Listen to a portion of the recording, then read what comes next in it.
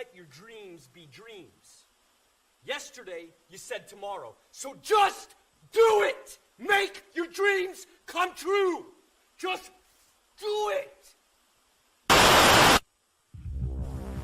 Tú eres tan romántico molestando con una pipa. Me preguntas si te quiero. Yo te digo que no estoy lista y no quiero comenzar. No hay nada que empezar. Yo te dejaré atrás. Mientras gano más y más. No estás que quiero. Yo te digo que no estoy lista y no quiero estar más. No hay nada que empezar. Yo te dejaré atrás. Que quiero. Yo te digo que no estoy lista y no quiero estar más. No hay nada que empezar. Tú eres tan romántico.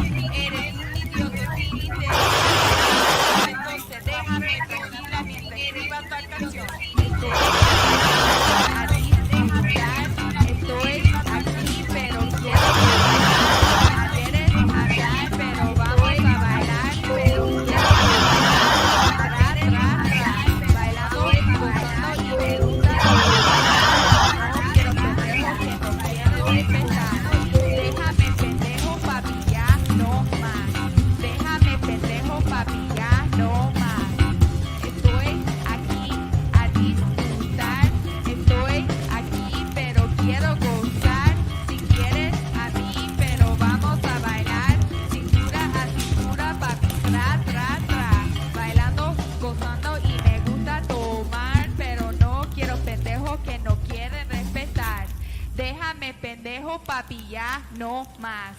Déjame pendejo, papi, ya no más.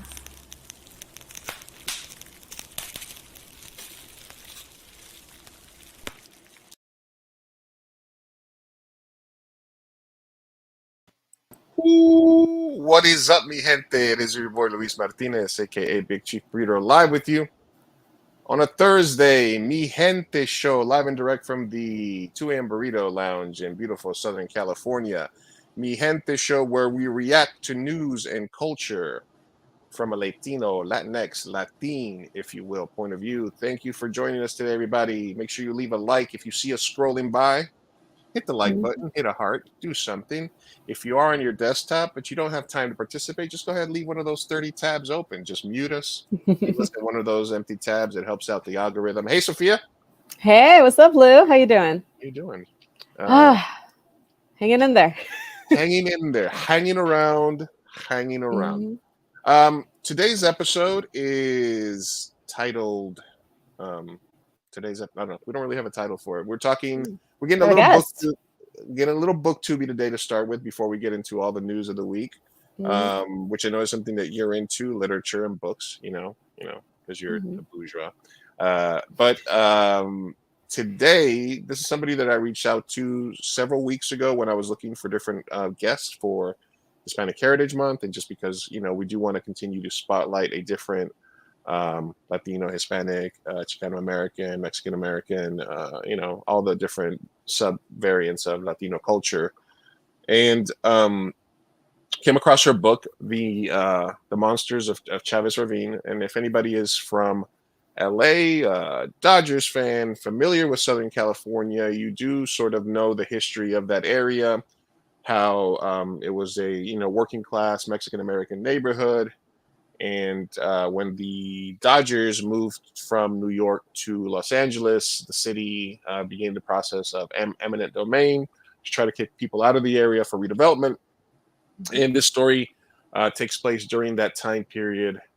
And so I figured we reached out to Debra Castaneda, the author. She said absolutely, she'd love to come on. And she was a little worried, but we talked to her a little bit, calmed her down. So joining us today, author Debra Castaneda. Hi, thank you. Thank you for having me. Welcome. Thank you.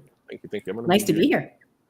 Ladies over here, so my eyeline's a little bit better. Yeah, no, Debra, thank you for joining us on the show today. My first question when I was even preparing the thumbnail was, do I use the ñ for Castaneda or did you guys drop it at some point? And then you told me that you don't really, you didn't really speak a lot of Spanish and stuff like that. So I wondered, was that like a family choice? Was that something that got dropped along the way, or just a preference thing for you? You know what? It got dropped along the way. I checked some original birth certificates, and they didn't have them. I checked with some current Castanedas. They don't use it either. So at some point, it got dropped. They're like, Yeah. too much. Our Yeah. pencils are running out. Yeah. Yeah. Yeah. Too much for the Enya. Yeah. Tell us a little bit about, you're an author. You have several books under your belt now, but can you tell us when the passion for writing began, for storytelling? Was this more specifically because this had affected your family directly, or was this more directly because you had a passion for writing and telling stories that you began this process? A little bit of both. I wrote my first story in 5th grade. I wrote a story called They Call It Murder because, in 5th grade, we're really experts on murder, And I always wanted to write books, but I ended up in news and ended up doing news writing. I've done TV and radio news producing. I did some reporting, but my passion was always to write books. But my schedule between a 24/7 job and kids and then aging parents, that just didn't happen for me. I'm always so impressed on Twitter. There's an incredible writing community. And I see these young people who are in their 30s and 40s and juggling responsibilities and many responsibilities. And they find the time, they carve out the time to write. They have an incredible passion and discipline. I could not do it. And perhaps at that age, I personally didn't have anything to say or enough to say. But it was only when I was finishing up work and thought I could leave work and retire a little bit early that I could devote myself full time to writing. And at that time, I had incredible passion for telling the story of what happened to my mother and my grandmother and the entire extended family from Chavez Ravine, and decided that that was a story I wanted to tell. So I set about writing it. But, there's some wonderful nonfiction accounts of what happened at Chavez Ravine. One of them is by Eric Nussbaum. It's a nonfiction account. It's wonderful. And I've read all the nonfiction accounts. And if anybody out there really wants to find out the history and the timeline of what happened to those old 3 Mexican-American neighborhoods, mostly Mexican-American neighborhoods, I highly advise them to read those books. But I wanted to tell it through a fictional lens. And because I love horror, I added monsters to it. I wanted to give my characters agency and something to fight against. So where I pick up that story is 2 years after the initial eviction letters were sent out. They were sent out by the city of Los Angeles. And the city of Los Angeles wanted to evict hundreds of Mexican-American families and other families to make way for a low-income housing project. It was this enormous project. My family, my grandfather, my uncles, they all owned their properties. They considered themselves tax-paying American citizens. And my grandfather owned his home since 1926. Hell no, they did not want to leave those neighborhoods. They loved them. They decided that they would not be able to successfully fight the city. So they were among the first people to take the buyouts from the city of Los Angeles and leave. There were people who left. My family was very law-abiding. Any sort of idea of running in a run-in with the police or the sheriffs would fill them with incredible anxiety. So they left. And I felt so bad for them later in life. It was so hard for them to talk about that decision. I also think that there was a lot of shame because the city, in order to get the people to leave, and they declared the area a slum. And my family was very proud. They had pretty nice homes. They had plumbing, indoor plumbing. They were neat. All my aunts were neat freaks. I mean, to have your home, your neighborhood, your beloved neighborhood called a slum was probably very embarrassing to them. I mean, this particular family. So these families, so they left. And now, as my age, I understand what it is to suffer from generational trauma, because these people never got over it. So I wanted to tell the story, but I wanted to go at it a little bit sideways. And when I was reading about what it was like for the people who stayed behind, who were going to resist, 2 years in 1952, there were only 200 thereabouts families left over the 3 neighborhoods of Chavez Ravine, which were Bishop, Palo Verde, and La Loma. And, these are hilly areas with ravines, and it's, backs up onto Elysian Park and coyotes. It was spooky. And I thought, what would it be like to be there 2 years in, watching all your neighbors go, you're a holdout. Like, these are the toughest of the tough people. Well, what happens if I drop monsters into the mix? And that's what I did with the story.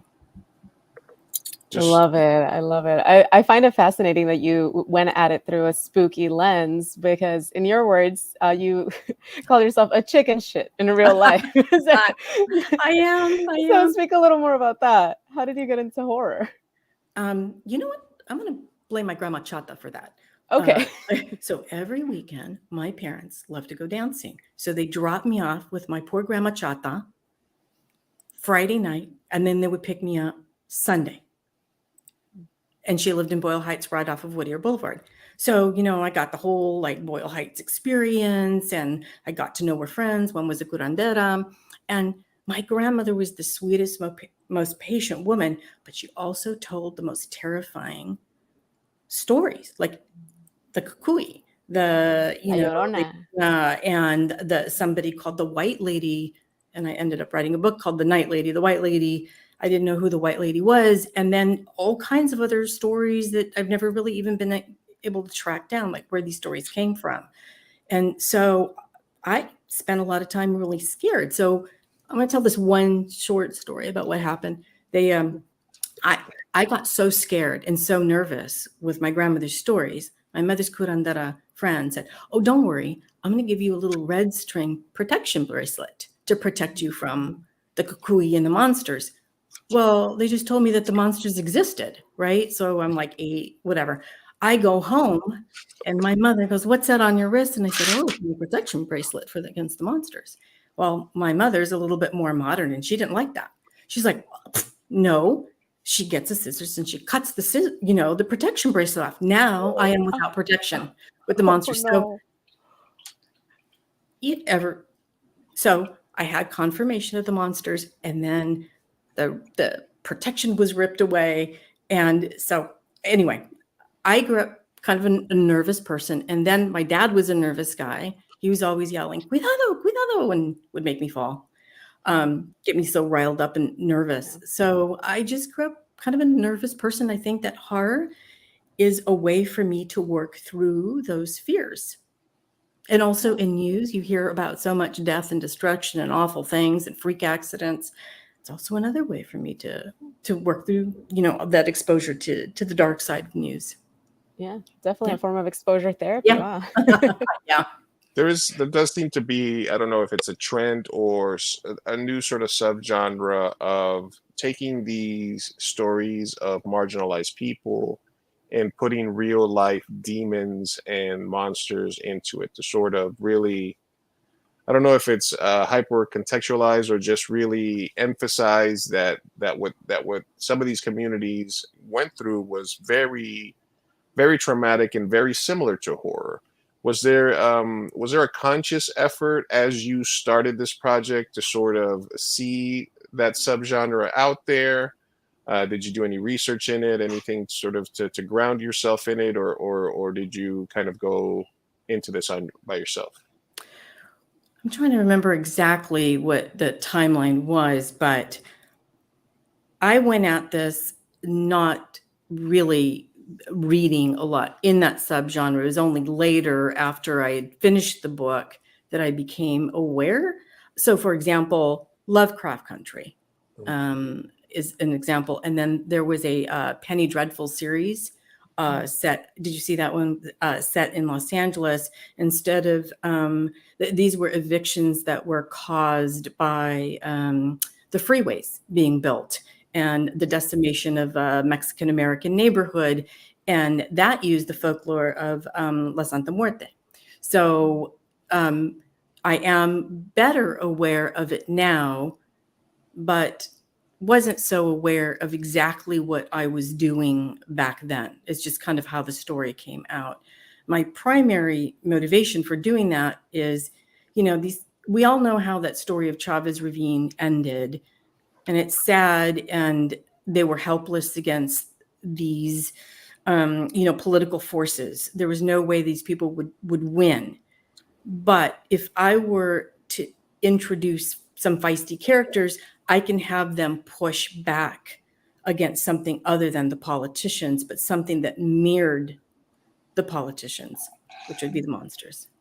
Did you ever consider like a Tarantino alternate universe sort of theory where he goes back and changes history, how it actually happened, or did you always want to root the events in real life? I really wanted to root the events in real life, and what I have heard from readers is people who've read the book and who may not even like horror or particularly spooky stories, but they saw that this was a fictional book and maybe saw it as more of an adventure story.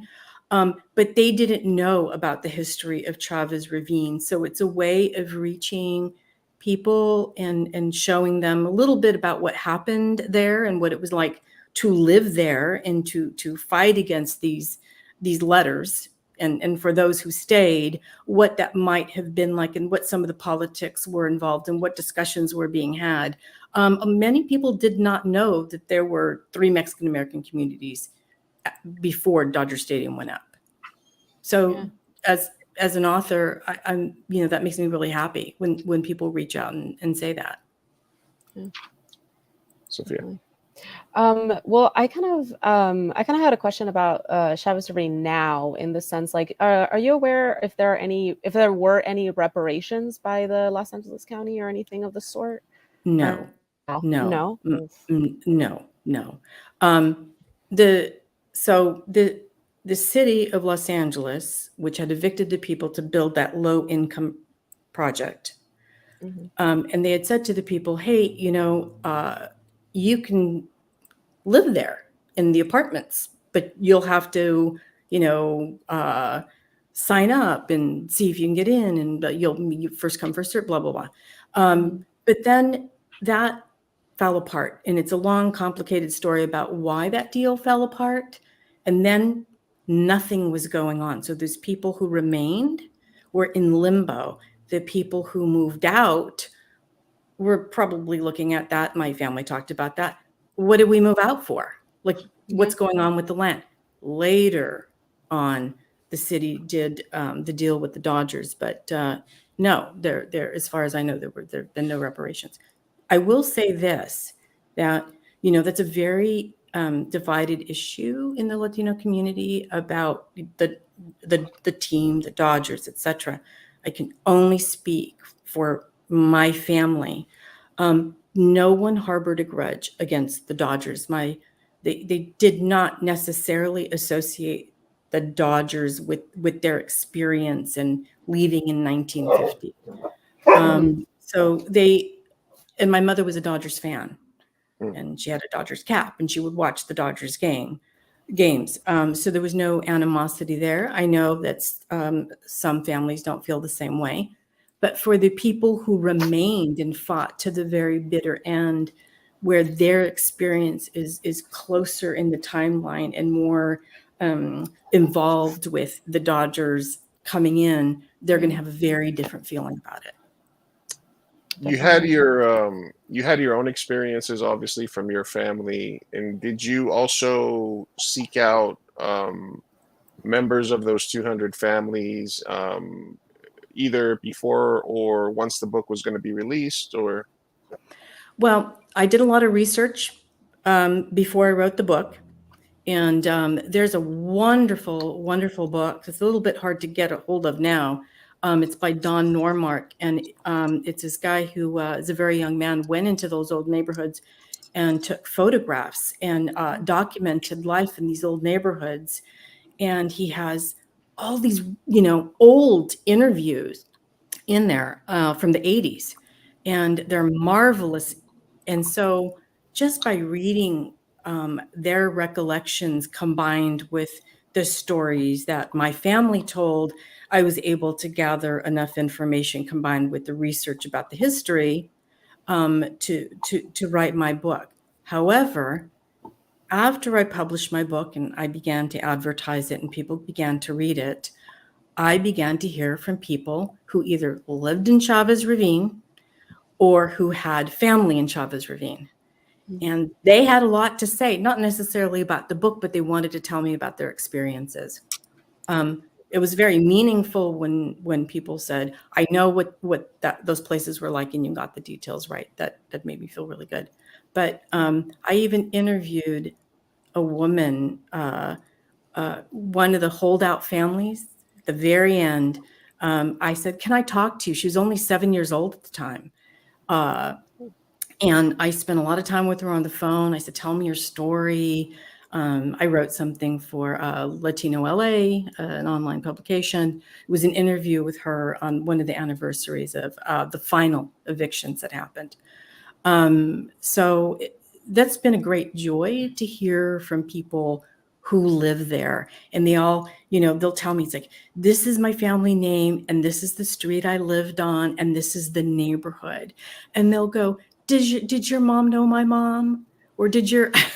Oh, and so that has been marvelous. And so where I can, I'll look stuff up and look up the streets and try and get some information. But I always want to find out, where did you move? When you left, where did you move and what was your experience? Because people ended up, you couldn't buy wherever you wanted to back then. So a lot of people had to buy in Boyle Heights or, parts of Pico Rivera or various parts of East Los Angeles because of the redlining that was happening back then. yeah. Sorry, I was having a little technical glitch here. Sorry. You guys can still hear me, right? Yes. Yeah. Okay, Yeah, we got can it. see. All right, guys. Deborah, a lot of interesting stuff so far. We are live with Debra Castaneda or Castaneda, if we're going with no Enya sound. Live talking about her book, The Monsters of Chavez Ravine. I can actually get it for free here I got free audiobooks coming my way. So Ooh. I can start my free trial here. Available on Amazon, obviously, and anywhere else. You can get it on paperback as well. She also wrote a few other books. Are they also available, Deborah, as well? They are. And there's another story set in the Chavez Ravine universe that's called The Night Lady. And that one actually takes place before 1952, which is Chavez Ravine, Monsters of Chavez Ravine. That was in 1950. And that's a crime supernatural story. Ooh, so it's becoming kind of a whole universe. You know what? People have referred to it that way, and I am going to do a sequel to The Monsters of Chavez Ravine. Yeah. Oh, that's exciting. In doing our research, one of the things that I came across is some booktubers that were doing reviews of your books, and one of the things they mentioned here is the character of Trini, your lead. Can you go a little bit into what makes that character unique? Is it the cliche of big pieces of yourself, or where did you draw the inspiration for the main character for this? Oh, she's so not myself. She's who I'd want to be. But she's 22 and she's feisty and Would all she's like to a be little bit 22 of a again? rebel. Mhm. All right, and she's done. She didn't want anything to do with those evictions. The letter comes. There's a lot of drama. She goes, takes a job, in Boyle Heights. At a supermarket, but her father is having some issues, and she is roped back into going home, and so and as soon as she does, things get spooky. I love that. Yeah, I love Things get spooky. Cliffhanger. All right. You're gonna have to go get the book if you want to know what kind of spookiness entails. or you're gonna have to wait for the 2 a.m. burrito. We're gonna put in an offer here for the movie rights at some point. Yeah. Or if Deborah feel, or maybe, although you had me at your what you told me, you had told us about your other work. It's the #1 new release in Western horror on Amazon. That's like a new subgenre since Nope, right? Western horror as well. Maybe. So it's the Root Witch, Mhm. and it's Western in the sense that it's about land, and now this takes place in a real forest in the Rocky Mountain West in Utah, where I worked for 4 years, and today they call it Pando, but when story takes place in 1986, it was just known as a quaking aspen forest. And it's a clone forest. So all the trees are genetically identical male, and it's a single massive root system. So all the trees are basically the same tree. They're all clones of each other. And I thought that was really creepy. So I decided to introduce something spooky in the forest. And so it's Western in the sense that it has to do with, land management practices, how the forest has been overgrazed and overbrowsed by the browsers, the cows, the elk, the deer. They're running amok, and this thing that's in the forest, but it's told through 2 timelines. It's a new ranger that's assigned to this vast territory in Utah, and then a news producer who's in a newsroom in Salt Lake City, which is where I started off my career. And she sends a crew at one point in time to cover the urban legend of the Root Witch, because there's some sightings of the Root Witch. And then all hell breaks loose on Halloween. Okay. Yeah. Oh my gosh, I'm so excited. I need to read this now. And I would just say we have Sophia, who's a Mexican American actress. Yeah. So Yeah, there we go. And then Yeah, I then can play 22, I think. No, actually, you were a perfect fit for Sandra Molina. Wow. Do tell. Oh my gosh. Yes. Okay, so rights to the film, are we? There you go. There you go. It's going to be a collaborative thing here. Have you ever given thought to like your books ever becoming a film? You know what? I think that's every author's dream, right? Yeah. But it's so I think that a series would be fantastic. There's so many wonderful series. There's so many wonderful Latino actors that are out there, and some of them are untapped or not employed enough, but to see them. I am working with a production company in Los Angeles on one of my short stories to bring that as a short film. So, and that story is called The Bride of Bishop.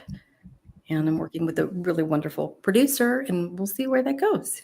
Yeah, well, like I said, Yeah. you got an actress, you got a director here. There you go. There you go. When it'll be a good problem to have when you're like, we need a director, but we really want somebody who understands the Latino experience, and we want to mix. Hey, we're right here. We're all over the place. One of the things that I wanted to talk to you about is in some of the notes that you gave us, you pointed out to the fact that you were not allowed to speak Spanish growing up. True. And that sort of made me think about my life growing up, which was, I think I was lucky because when I moved back and forth between the United States and Colombia and Uruguay and Venezuela, back and forth. And whenever I was in South America, my mom would only speak to me in English because she knew that in school and with all my friends, I was only going to be speaking Spanish. And then the opposite, when we were living in the United States, she only responded or let us speak in Spanish in the house. So I could have broken my arm and I would be like, Mama. And she's like, "Hey, my armo." And she'd be like, what's the word, So that was, it seemed a little bit odd, but then and then we always talk on this show about like what Latinidad means to us. So can you expand a little bit about that, of how that experience sort of shapes the framework of you sort of, expanding on what it means to be a Latina and how that sort of shaped you growing up? Well, it was a little confusing because I am the only one in all of my extended family who does not speak Spanish. everyone is fluent. But my dad, so I was an only child. My dad was an only child, and my dad had such a bad experience in the elementary schools in Los Angeles. He was a dark-skinned man, and I think this was common practice that children are not allowed to speak Spanish in school, and if they did, they would get hit with a ruler. And so my dad was pretty traumatized from that. And because of his dark skin, he wasn't allowed to, and being a Mexican man in Los Angeles, he wasn't allowed, and the day, he wasn't allowed to go to any movie theater he wanted. He couldn't go to certain clubs that he wanted to go to. And so he led, very segregated life. As he got older, he could not, he associated that with some pretty bad experiences, and he didn't want that for me. So I think he was of that generation where it's like, I'm an American. I'm not, and he would pretend not to speak Spanish. And so when the other family members would speak to me in Spanish, he goes, no, you talk to her in English. And so I kind of feel like there was almost like a lock on my tongue, because if I would try and speak, my dad would do this. So my dad was a nice guy. I think he wanted the best for me, but in my head, Spanish was associated with, my dad getting a little bit annoyed with me. And my dad was a very nice man. So that was hard growing up, but I heard them speaking Spanish. I just wasn't invited to converse. And it always felt really awkward to me to speak Spanish. So, but culturally, I am. I mean, very Mexican family on, both sides, my mother and my father. And my grandmother, Chata, spoke Spanish to all of her friends, but they didn't speak it to me. So it was a very particular, very unique experience.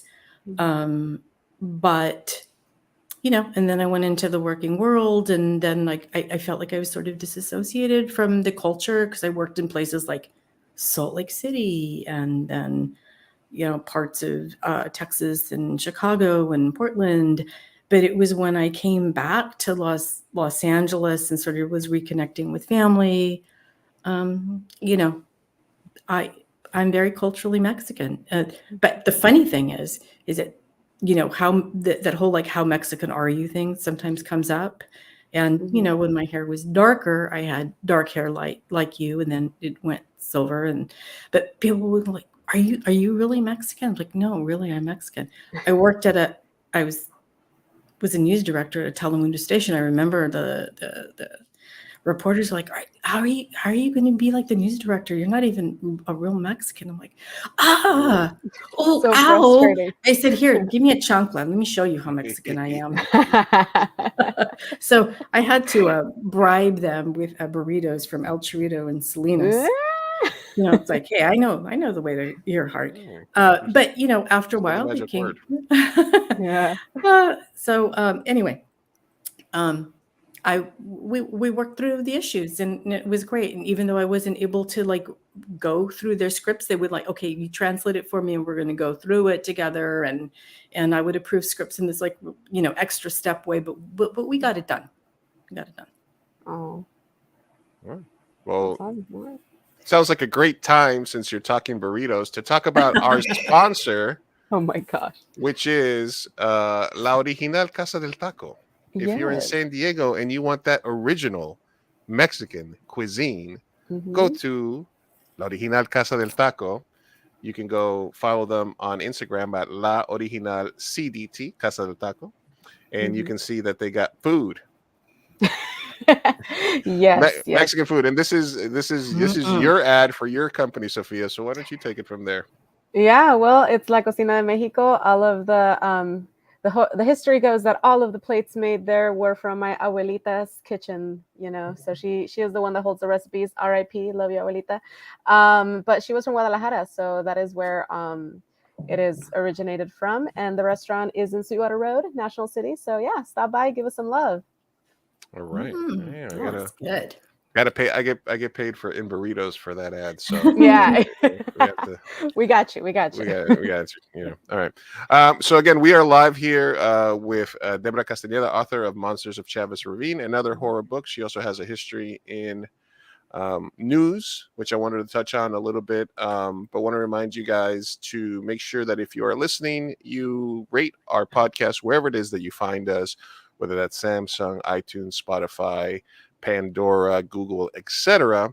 And if you are watching us live or we scroll by your screen, go ahead and leave us a like, a comment. I see them coming in, the likes. Thank you. We are in a more serious discussion than usual, talking about books, talking about horror, talking about real life events that have been and then adding a real life horror and then adding a fictional horror on top of that. So it's like a horror sandwich. I love it. And then just want to make sure that you guys know what our social medias are.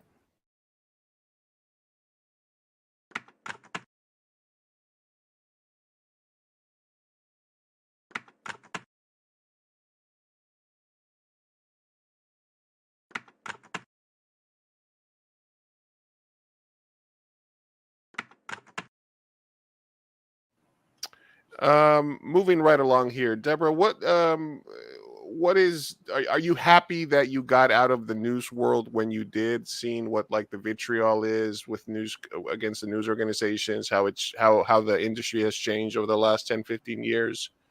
It was time for me to move on. The industry has changed fast and furious, but there's two things going on. There's the construction that's taking place with local television news.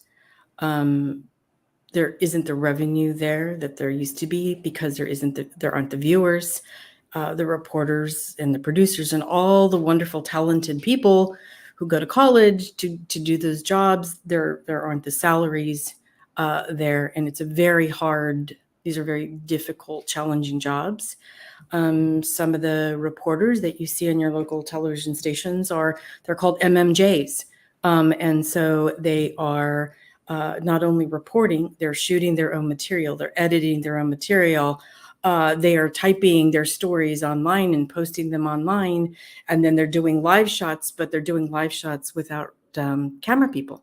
And so they're setting up their cameras and going live. And you've probably seen some instances of this, of what happens when it goes badly on the news. Yeah. So, these are very hard jobs that people are doing. They're doing the job of 3 or 4 people from back in the day when I started. And then I've also worked in radio and in commercial radio, and that's challenging also.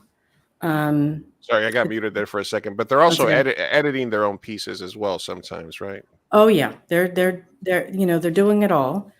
And so, I did it for a long time. I really enjoyed it. I love the mentoring part. This whole thing that, remember that whole thing that millennials don't work very hard and all that nonsense.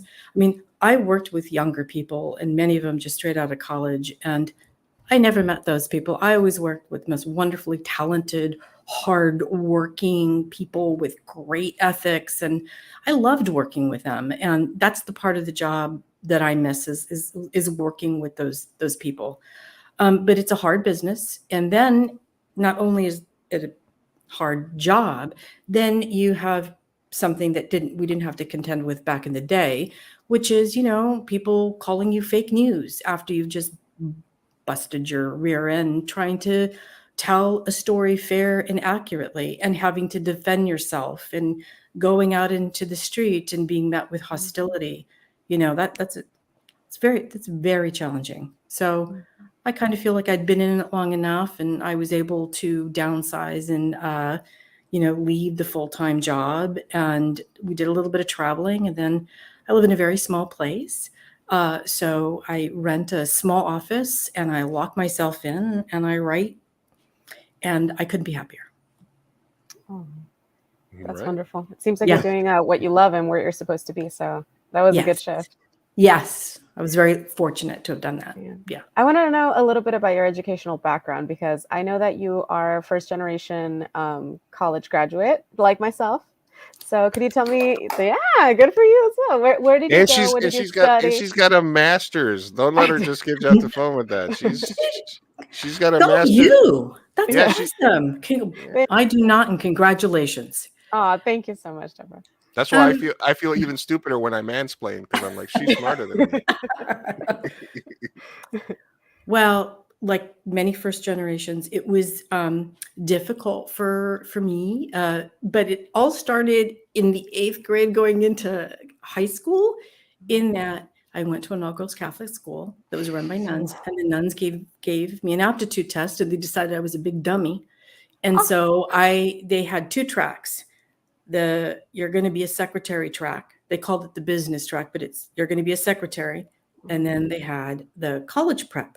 So when I graduated from high school, I knew how to type. I knew how to take shorthand. I could do basic accounting, and they prepared me for life as a secretary. I did not take one college prep course, but here's the sad thing.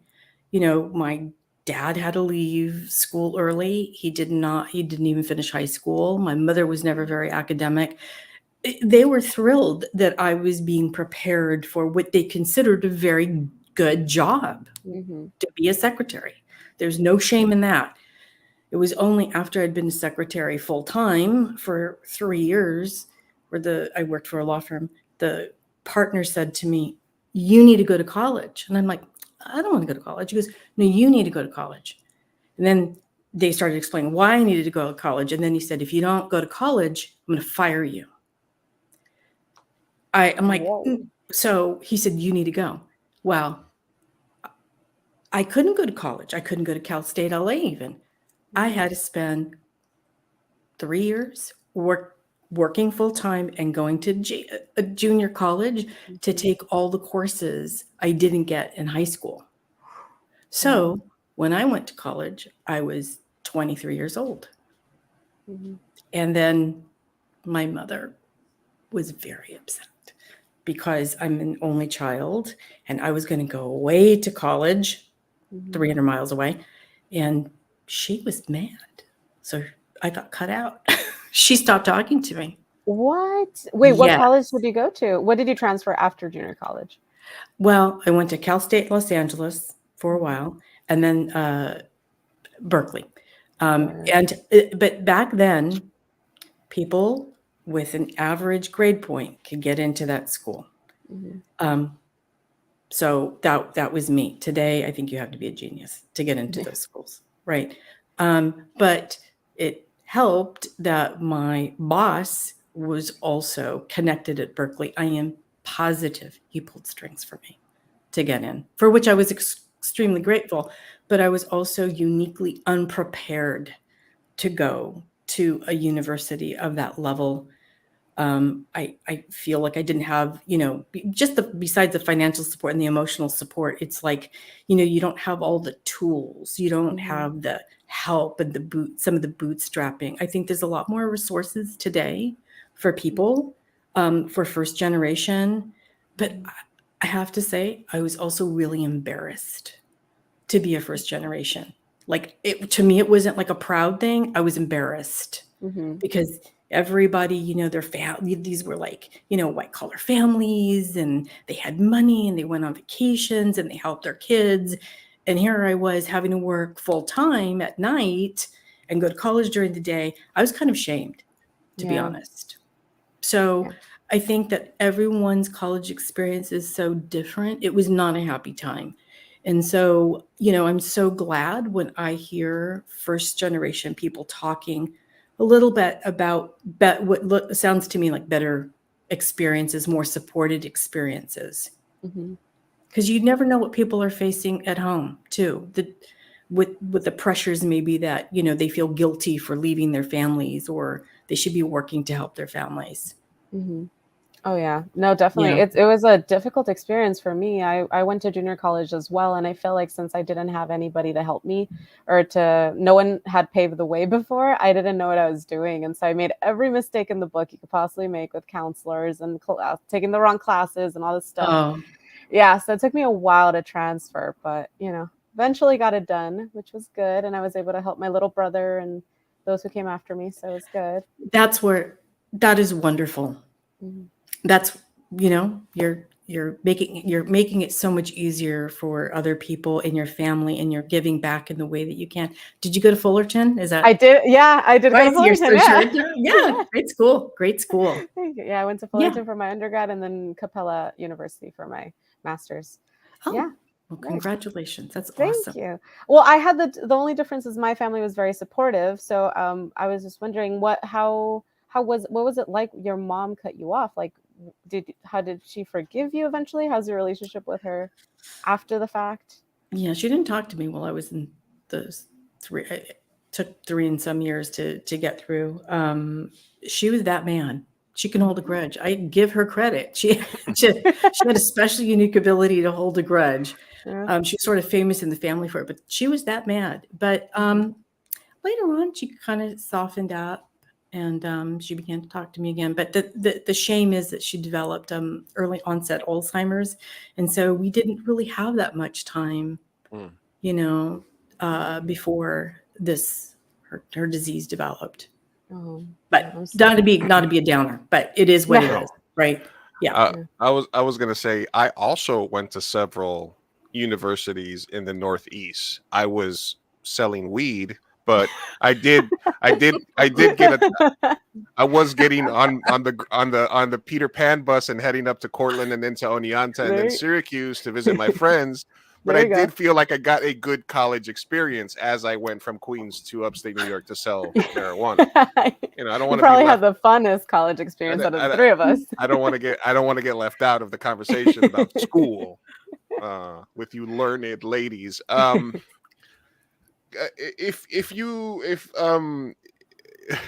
Do you like if you had gone full force into the secretary world, do you ever like look at that alternate universe where you just sort of just said, all right, whatever, let me just do this?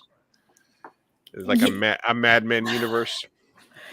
Oh, you know what?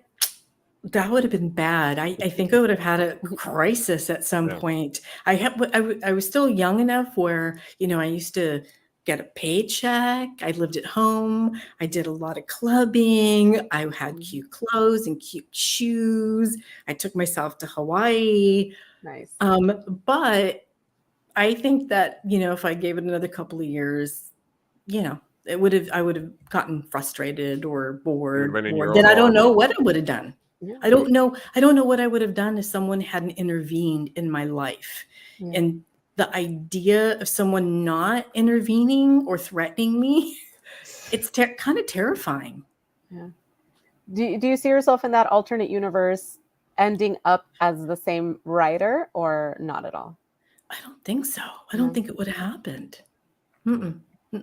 Because when I went to college, I'm like, so the what side of your brain has the math? That part, it's like Yeah. there's nothing in that side. Right? There's a lot of debate about the left brain and the right brain. Okay. And, yeah, but Whatever part of the brain, it doesn't exist. So I'm like, so when I got to school, it's like, oh, I have to take some classes. Oh, this writing class, I like to write. Let me go do that. I'm like, oh, that's something I'm good at. And then I found out that you can actually get a job.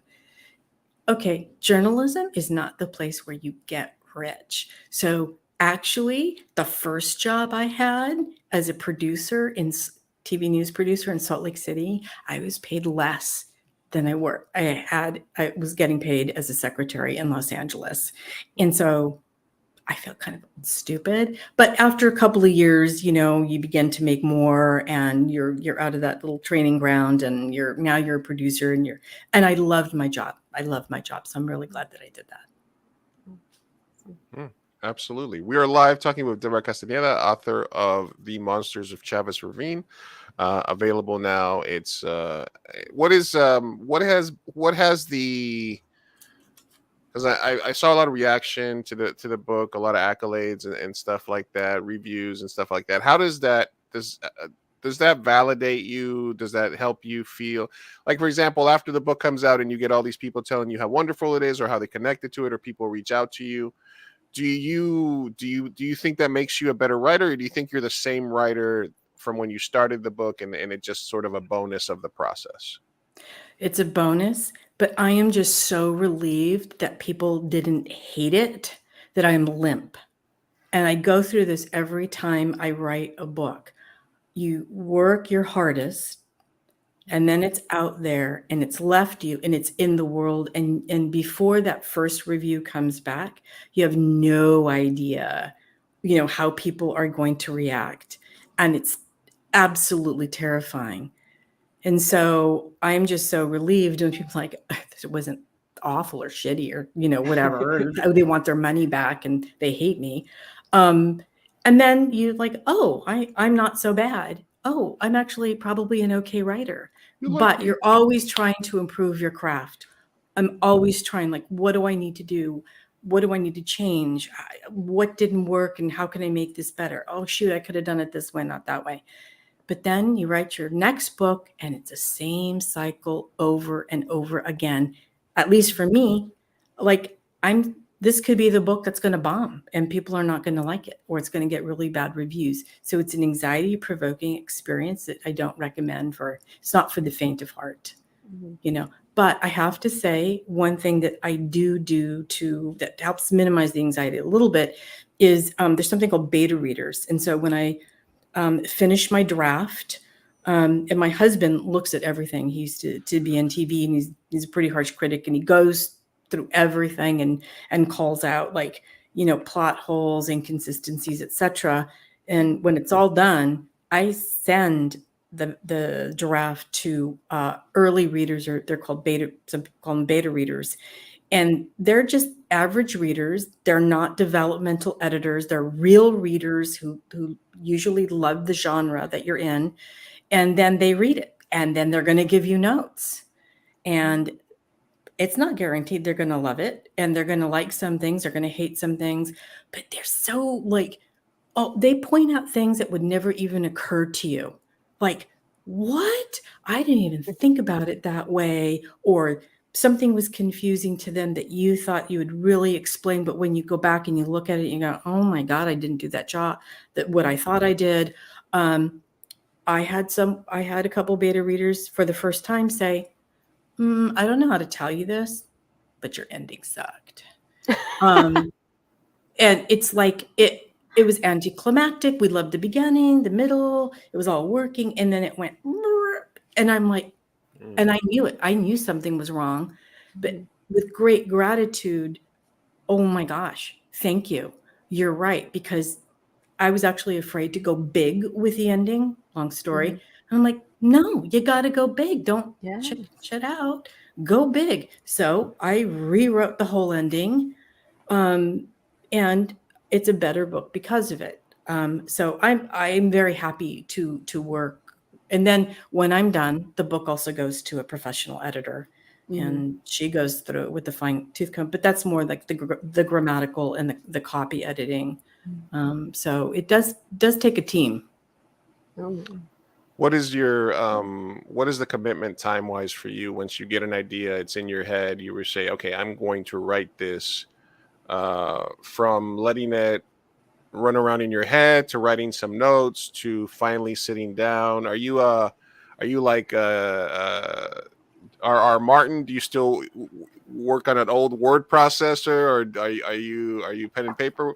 And how long before you can turn something into your beta readers? Is it like a year, 18 months, 2 years? 3 months. 3 months.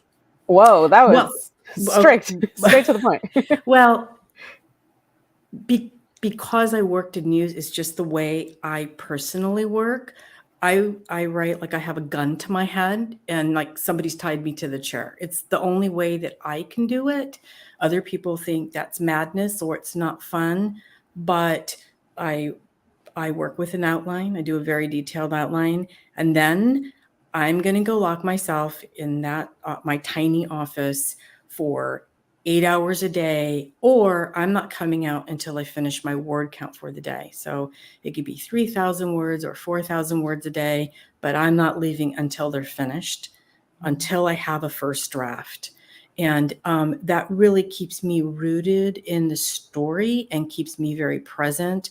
I'm not very good about bouncing back and forth. And so, I block time. You're not going to go anywhere this month. You're not going to have lunch with friends. You're not going to go to the gym during the middle of the day. And this is a process that works for me. And then when I'm done, I don't even set it aside and let it cool off. I immediately go back in and start. No fresh eyes, huh? No, I know. Wow.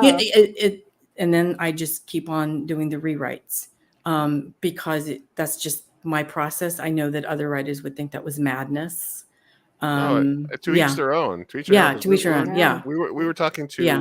a filmmaker the other day, and he was talking about Edwin. How many And, drafts? like, and he was like, "Yeah, I shoot my," because I always tell filmmakers, never shoot your first draft. Don't shoot until you have a third or fourth draft of the script, because And he's like, "No, I shoot my second draft, and I shoot with 3 cameras at the same time, and the editors just have to put together the." And I was just like, "Man, you're making the movie like an assembly line." I was like, "Man, that's kind of like not the way I do it." And then the other thing that you mentioned, which is like, for example, this is my station, but I work from home, so I also work from here. I edit from here. I write from here. I stream from here. Mm-hmm. So I'm wondering if separating yourself from your home area is probably a good idea if you were going to sort of force yourself to do the gun to your head. I'd probably have to set up some sort of elaborate contraption to where, like, if I try to walk outside or light a blunt before I got X amount of pages done, it would be like, back to work, motherfucker. Yep. So I just kind of think that's super interesting. Don't you agree, Sophia? No, yeah, definitely. And how many rewrites do you do, like, approximately, or does that vary based on the book? I usually do, not because I work out so many of the details and issues and problems in the outline that it doesn't really stray too far from the first draft, but I'm just like refining the language, getting things tighter, cutting, refining. And then, occasionally I'll like, this needs a scene or something, and I can drop some scenes in where necessary for flow. But the one thing that I found invaluable, it's like, no matter how many times I go over the story, at the very end, there's going to be a typo. There's going to be 5 typos. And I hire someone, and we both are, but I have found one way your eye is expecting to see something, you can kind of gloss over your own little boo-boos. But now I do Microsoft Read Aloud. So I actually will listen to the narrator on Microsoft read the whole thing back to me while I'm following along. And I'm like, are you kidding me? I'm still finding typos. But sometimes just hearing it read aloud, you can hear maybe the sentence was a little clunky, or that wasn't exactly what I intended, and you kind of change it on the fly, just sort of right before publication. Yeah. Okay. One last question from me, Deborah. I don't know if Sophia has anything else, and then we have a cool little bracket bit. But I did mention that we did I did see some people that were talking about your book online, and then I just wanted to ask you, what does it mean to you to see like Latino youth, like a Latina on there talking about you as an author, talking about what the story means to her, how she relates to it, and how do you feel like any pressure, any pride in trying to make something like that, and to put more culture, more books, more things to consume for like the Latino community, as it pertains to like the story and stuff like that? So the Monsters of Chavez Ravine and the Night Lady are, rooted in this culture, and I'm trying to portray it as accurately as I can. And so it's incredible when Latinos will read it and it feels accurate and comfortable to them, and they can see themselves or their friends or their family. That's extremely gratifying. There aren't enough Latinos. These also are stories about, the Latino culture and very particular experiences. My other horror books just have, Latinas as main characters kicking ass.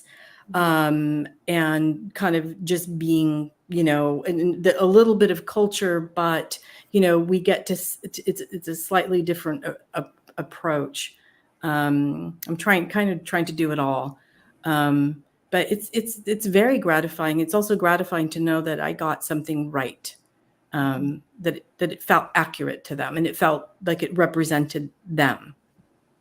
4.5 stars out of 129 ratings, available, $8.95 on paperback. And I mean, I didn't get a chance to read it, but I did read up a lot about the press about it, and saw some reviews, and talked to you a little about. So I really feel that it's awesome that you're putting it out there as your work. I hope more people read it. And I hope that you continue the series, and that you get multiple movies out of it, and that I get to direct like part 3 of one of them, something like that. We're here. So I do appreciate that you took the time to come on the show today. Sophia, do you have any other questions? So thank you very much, Debra. Yeah. I wanted to get that out of the way. Well, thank you, and it was really great to talk to both of you. Thank you for having me. Okay, You're doing amazing work. Thank you so much. Thank you. We got one more thing that we're gonna do before we let you go, though. Oh, all right. Okay, all right. We'll try to make it quick, but we do do this with all of our guests, Yes. and it is something that we, or I, like to call. Wait, sorry. That's let me see. I changed the logos, so it makes me do this. Should I have prepared? Should I have done homework? No. Okay. There's no way to prepare for this. Okay. This is something that I have to find the button for it. Lou, the suspense. You're getting her nervous. It's called the bracket bit. All right, boys and girls, you know what that sound means. It's time for bracket bit. Bracket bit. Bracket bit. Woo, woo, woo, woo. Bracket bit. Bracket bit. Woo, woo, woo, woo, woo. Fireside chats. All right, Debra. Oh, okay. All right. The bracket bit is created to cause maximum pain. You are a horror writer, although not a horrible writer. Just kidding. Better than being a horrible writer, right? And you said that you are inspired by spooky things, even though you're scared shitless of them. So today we're going to do a bracket bit where you tell me which of these 2 movies move on, and we are going to be doing a monster mash. So I'm going to give you 2 monster movies or monster-like movies, and you tell me which of them moves on to the next round. And your methodology could be whatever you want. Which of the 2 monsters you relate with the most, which one you think is scariest, what movie influenced you the most, et cetera, et cetera. We just ask that you maintain the same methodology through the entire bracket. Are you ready? Okay. All right. Yeah. All right. And away we go. We got The Thing, or Chud, which is about horse-human hybrids living underground in LA. And The Thing is obviously a classic. The Thing. The Thing. Yeah. Young Frankenstein or regular Frankenstein? Oh, Young Frankenstein. Young Frankenstein. Shin Godzilla or Gogeta? Not a Godzilla fan. Not a Godzilla fan? No. Mm-mm. Can I skip that one? We can skip that. Yeah, we can put okay. Alien or King Kong? Oh, Alien. All right. That's a good one. Pacific Rim or Cloverfield? Oh, found footage, Cloverfield. You like you're a found footage fan? Oh, yes. Okay, interesting. Leprechaun or Monster Squad? Leprechaun. Predator or Plan 9 from Outer Space? Predator. A Quiet Place or Little Shop of Horrors? Quiet Place. Yeah.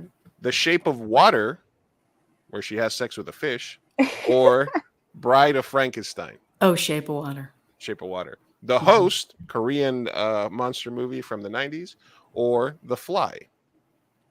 Oh, the Korean monster movie. The Host. You like The Host? Yeah, it's a good movie. Oh, God, I watched it. I own it. It's a great movie. Jaws or Creature from the Black Lagoon? Jaws. The Wolfman or The Descent? The Descent. Tremors or Swamp Thing? Oh, Tremors. Tremors. Nice. The Mummy or The Blob? The Mummy. Ooh. The Yeah. Mummy. All Yeah. right. Deborah, moving right along with this. Mothra or Gremlins? Gremlins.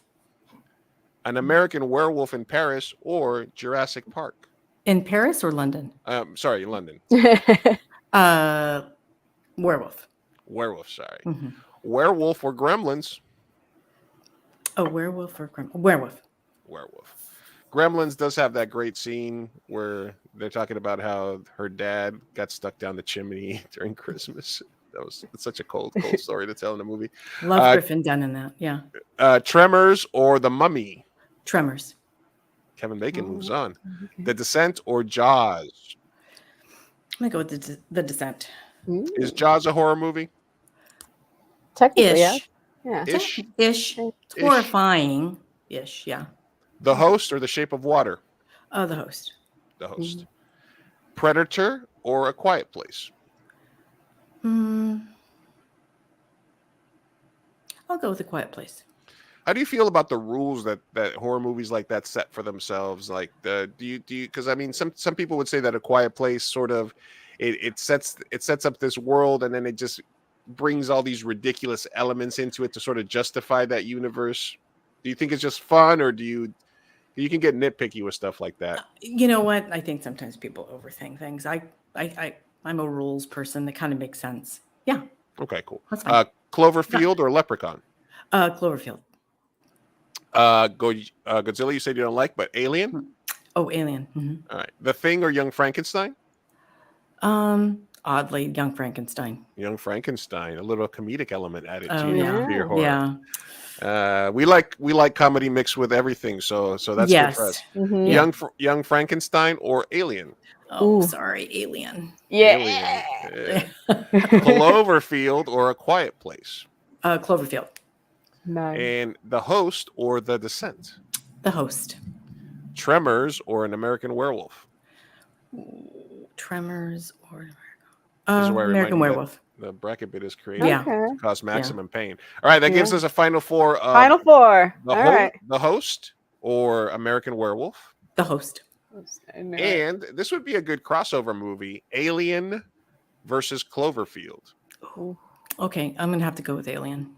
All right, so Alien more important than the found footage genre. It was one of the first. I saw that movie in the theater when it came out, and it just, it scared me. Yeah. All right, so this would make an interesting fight of the monster fight. The monsters from Alien, the face huggers versus the giant ass water snake beast that was a combo. good one. It's a great movie. Oh, it's a fabulous movie. Yeah. Alien.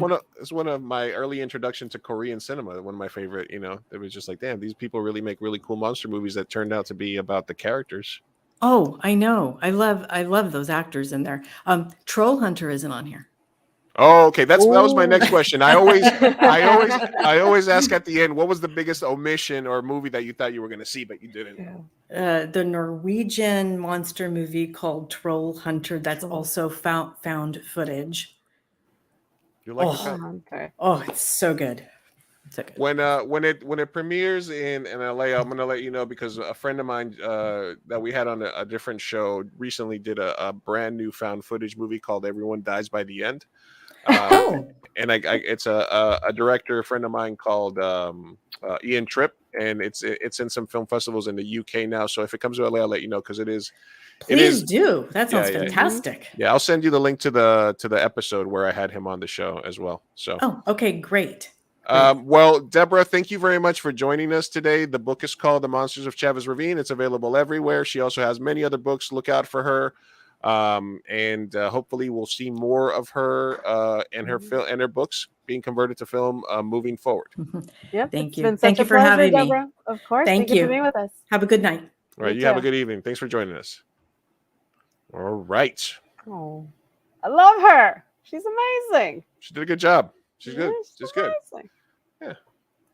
Goes on and buys all of her books. Yeah. Why not? I mean, I can get one of them for free right now. I think I can as well. Ooh, I might have to listen to this. The Monsters of Chavez Ravine. Yes.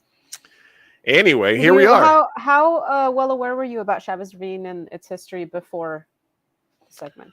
Let me see. Thanks for stopping by, Boa. Daisy. I was familiar with it just mostly. I think I became aware of it through being a baseball fan.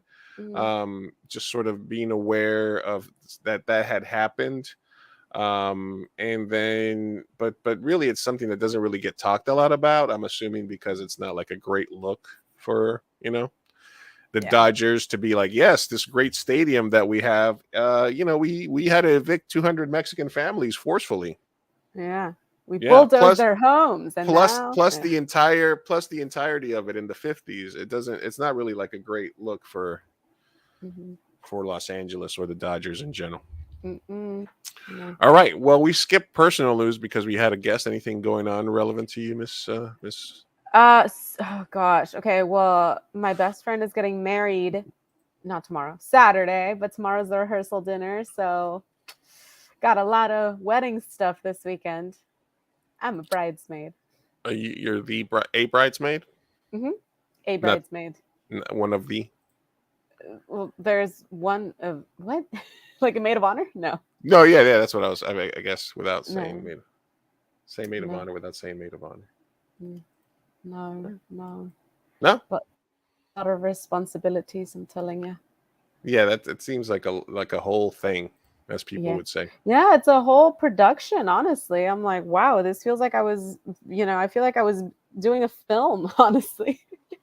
Really? Like all the rehearsals? I mean, you're talking about rehearsal dinners? We're talking about rehearsals, planning, the producing aspect. I feel like I did a lot of logistics stuff. Yeah. And now the show is happening finally. It feels like it's been a theater production, and now we're finally doing, our costuming, obviously. Yeah.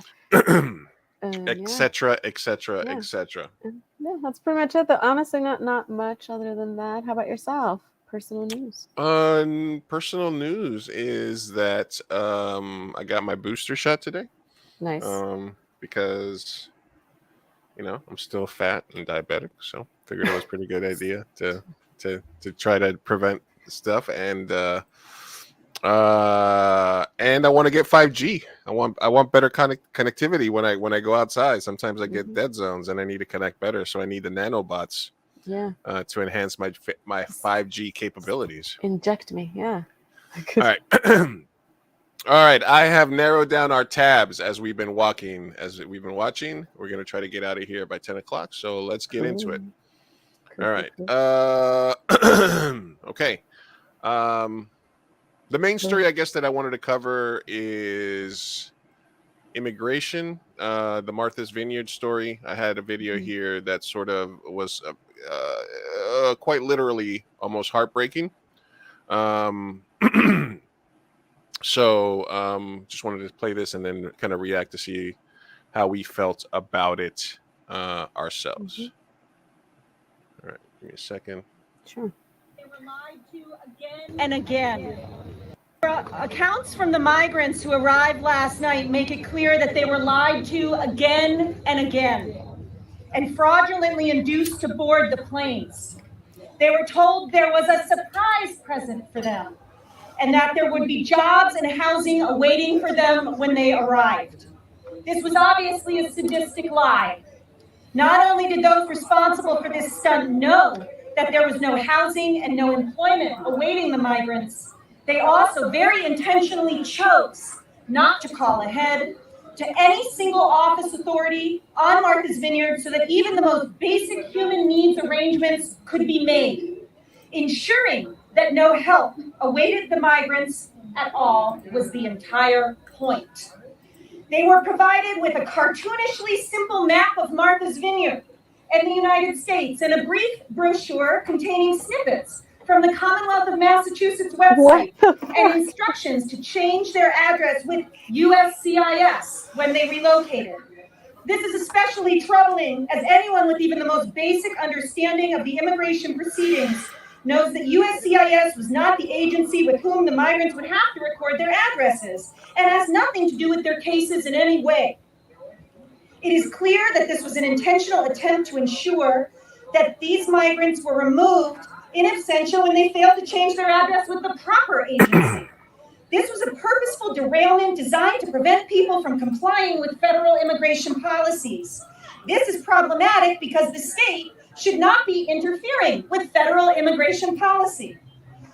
Before they boarded the planes, the migrants were processed by agents of the Department of Homeland Security, who listed falsified addresses on the migrants' paperwork. Agents apparently chose random homeless shelters all across the country, from Washington to Florida, to list the migrants' mailing addresses, even when told by the migrants that they had no address in the U.S. According to the paperwork provided to them, the migrants are required to check in with ICE office nearest to the fake address chosen for them by DHS or be permanently removed from the United States. So they sent them to Martha's Vineyard, right? They falsify their documentation. Okay, so the main thing that as this story got deeper and I learned more about it during the week, the main thing is that they didn't just open up a gate, let 50 people at the border come in. These were people that were already here legally. And what Ron DeSantis did is he had a coyote or a spotter, somebody on the ground in Texas, looking for people that might be headed to Miami. So even if you came in through Mexico, through Texas, if you're from Venezuela, which a lot of these people were, that can seek legal shelter and asylum, you can come in through Texas, but you might ultimately want to go to Florida because that's where the bigger Venezuelan population and some of your family might be. So what they were doing is they were saying, hey, you're going to get a job, you're going to get a bonus. And then they would put down the address of a homeless shelter in like Sacramento, right? In a sanctuary city.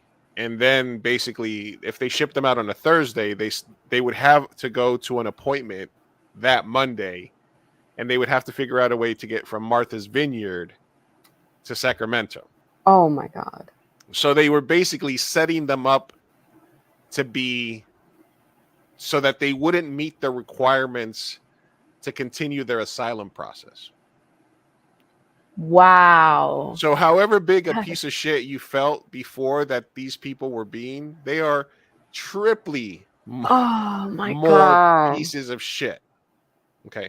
They didn't get told where they were going. The human social services on Martha's Vineyard did not get a heads up.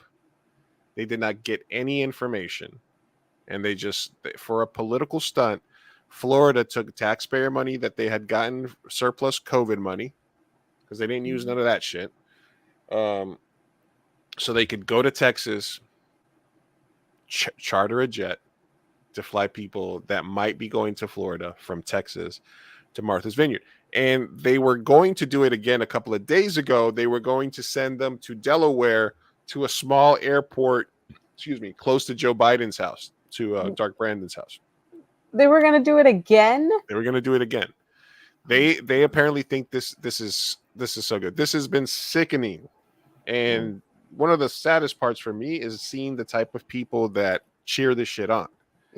Because not a lot of communities have our back in this area. Like, I was like, a lot of the people that we ride for, that the Latino community rides for, were not necessarily backing us up. A lot of them were like, yeah, and they're like illegals, this and that, all this other shit. It's a hot button topic for myself. So I obviously look into it a little bit deeper, but yeah, this is kind of with some required to check in as early as this coming Monday. All right, so they had to come back on Monday. They got sent to Martha's Vineyard. It could not be clearer that this is an attempt to ensure that these people are ordered removed, even as they try as hard as they can to comply with the instructions provided to them. There is no other reason to list as someone's mailing address a homeless shelter in Tacoma, Washington, when they ship him to Massachusetts. It is sickeningly cruel, throwing obstacles in the way of people fleeing violence and oppression, some of whom walked through 10 countries in the hopes of finding safety. It is shameful and inhuman. Many of these victims were deprived of medical care despite clear existing injuries. These are human beings who were deprived of basic human rights. To the people who find themselves, these wonderful people who find themselves plane wrecked on our island, I have a message for all of them. You are not alone. We have your backs. We are proud to be here for you. And we've got you. If the intention We got of those you, who immigrants. perpetrated this horrendous act was to create a crisis, you have failed. Their demeanor is kind, their demeanor is grateful, and their demeanor is just that they want to be doing everything right. Their biggest concern today is that many of them have dates to appear in San Antonio Monday morning, Tacoma, Washington, Monday love morning, this lady. Washington, D.C., Monday morning. You tell me how that's possible. We will be exploring all civil and criminal legal options to hold the perpetrators accountable and to prevent this injustice from repeating itself. We stand ready to take legal action to protect the people here today and all those similarly situated. Yeah, good, because they should be held accountable. There's no fucking way this is legal. This is inhumane. So It's literally human trafficking, man. it's human trafficking in the United States using taxpayer money. I don't understand how no one has fucking been held accountable for this yet. I don't know. They like the whole the cruelty is the point thing. I get it. I understand, but it's just like, man, how can you fuck everything else? How can you just look at humans going through that and laugh at it, and then be like, ha, hope you get them. Look, drop them off on Kamala Harris's lawn. Let her deal with it. It's disgusting. Like the attitude of just like the libs. Like these are humans. These are fucking people. It's beyond infuriating. I'm fucking angry. Yeah, thousands of people that are searching for a place to live. Oh, and they're trying to do everything right. And yeah, these are the ones allegedly that are doing it the right way. They're asking for asylum from a communist country. I thought you guys all hated communism. Yeah. And I thought it was all about, well, we don't hate all the illegals. It's just do it the right way. Do it legally. Okay. Do it the right way. Well, then what the fuck? Yeah, these are people trying to do it the right way, and we try to blame it. And you know, like honestly, it's a lot of people getting fucked over here. So fuck anybody that, you know what? Anybody doing that should go and make themselves some NyQuil chicken. If really that's what you want to be doing here, you should go and cook yourself some chicken and NyQuil. That's the hot trend on TikTok. Did you know that? No. Also, ew. Wait, why? It's to like get you to sleep? It makes you tired? I don't get it. No, there's literally the FDA had to warn TikTokers who are jumping on the latest craze to beware, because NyQuil marinated chicken is a dangerous thing. So I guess dumb like people being dumb, being dumb. They're literally, there's a challenge where you cook your chicken in NyQuil. That's also extremely expensive. Like that's 2 bottles of NyQuil in there, guys. I'm just saying. If you're gonna be stupid, do it like cheaply. Like, well, no, it's not like they actually use the good stuff. Like if they were cooking it in promethazine, that would be like, oh hell no, that's the good stuff. What's that, like $9 a bottle for NyQuil? That's $19 for chicken.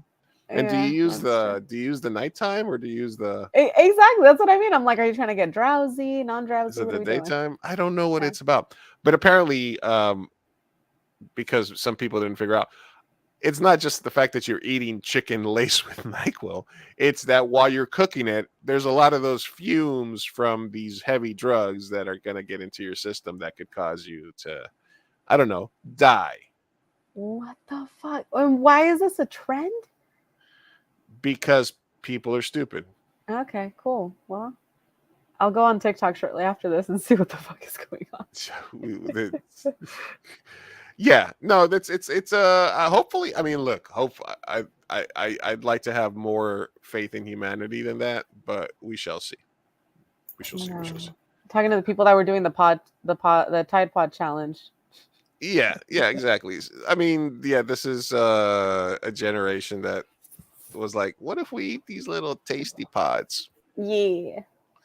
What's the worst that could happen? Mm-hmm. Meghan Markle got shit for crying. Yeah, I heard about that. So apparently, I mean, they hate her because she's black. There's no ifs, ands, or buts about it. They don't like her because she's black. Yeah. So she shed a tear during the Liz. By the way, what did you think of my Lizzie in Hell opening?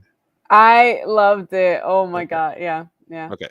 I think we're gonna get canceled, but yeah. What did you think of the? I just added a shitload of junk to the intro. As many like green screen stuff as I could, and then I put the chihuahua there that looked like it was singing. I know. I was like, "Oh, Cora looks like you." Anyway, yeah, it's very cool. That's pretty interesting. Right. If you're listening to the audio, go back and check our intro. It's just a fucking mishmash of shit. So yeah, obviously they hate her because she's black, and she sheds a tear, and then they put out this video where she's like, Now make yourself cry. Oh, I can do that so well. Oh my God, it's crazy. You're like, Megan, 1 tear, left eye, go. Give me 3 seconds. So basically saying she's an actress. She was, bro. Oh my God. She was fake crying. She's not allowed to. Yeah, she's not allowed to grieve.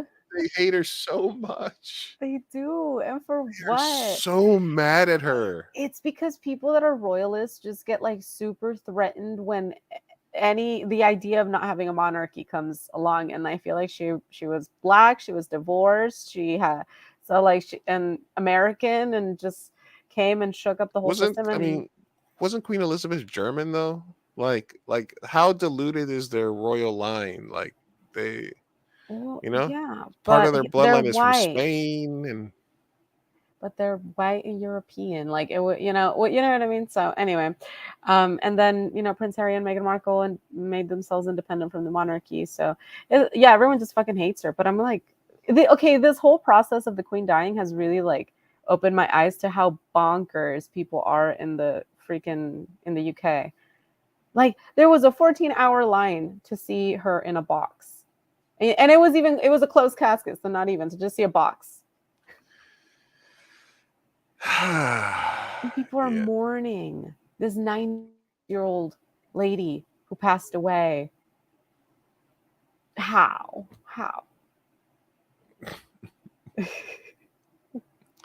96. She won. She won the game. She won the game. Let her go. Yeah. You got your Uncle Chuck now. That's your new king. Mm-hmm. With his fat sausage fingers. Okay. Instagram model claims she had an affair with Maroon 5's Adam Levine. Are you up on this? I am not. No, I saw it trending on Twitter, but then I didn't check it. So Summer Stroh, who has 350,000 Instagram followers, made the allegations in a TikTok. She said, I was having an affair with a man who's married to a Victoria's Secret model. At the time I was young, naive. And then she was like, basically she felt exploited because she thought that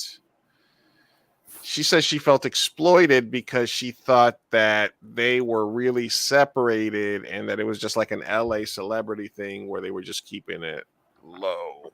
And she says she felt manipulated and okay, exploited. You're definitely not doing this for clout. Okay. Naive. No, but I mean, does she have a right to say she was manipulated? She does. Everyone. Yeah, she has a right to say that because I wasn't there. I don't know what went on. He could have been very manipulative, and she could have been naive. And so, yeah, definitely, there's a right to do that. But at the same time, if he's married, I don't know. You get a little less sympathy, I guess, to this naivete. Look, the main thing I take from this is that it is true. The adage is true. No matter how hot the girl is, there's somebody out there that's just tired of fucking her.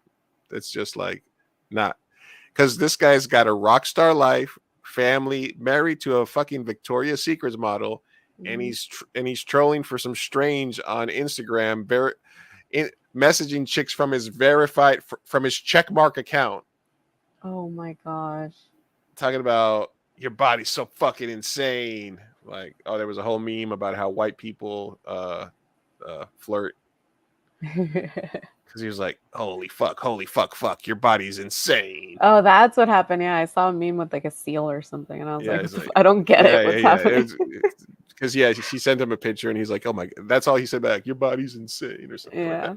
And so now they made a bunch of memes.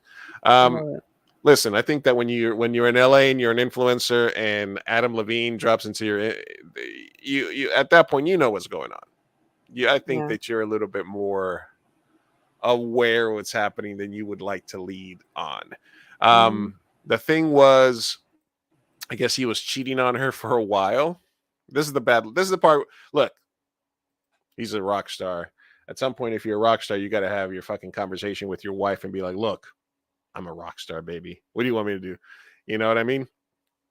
But he was having an affair, got his Victoria's Secret's wife pregnant, and then let the chick know that he might try to get the kid named Summer. You do not name your child with your real wife after your side chick. That is a bad look. I don't know if you're just looking at your phone, Sophia, or if you froze. I feel like Sophia's frozen. This is probably the part for my audio listeners where Sophia and her shitty there you go. Sophia and her shitty internet has been disconnected.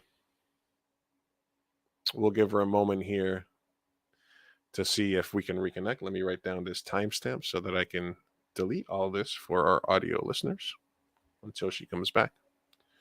And then we will try to wrap up these tabs and get out of your way. Everybody. Say 2 a.m. burrito. Testing. Let's see if this tests. Burrito clips.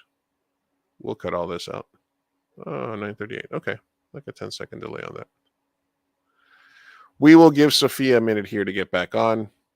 We are live. Burrito Lounge. Is anybody out there?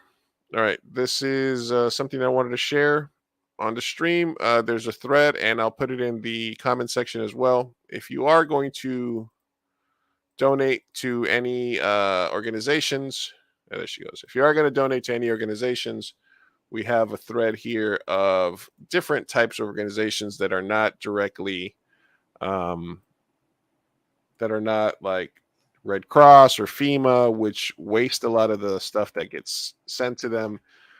So this is a list of places that you could donate where the money gets there directly. Hurricane Disaster Relief, Taller Salud, Brigada Solidaria del Oeste, la Fundación Mochilando in San Juan, etc., the World Central Kitchen. So there's a lot of places that you can donate directly to help the people of Puerto Rico out. I know Edwin is going to do a screening of his film somewhere in San Diego, so we'll be promoting that when it does happen, as the proceeds of that will be going out to different organizations that are helping the relief effort in Puerto Rico as well. I also want to shout out somebody that'll be on our show soon.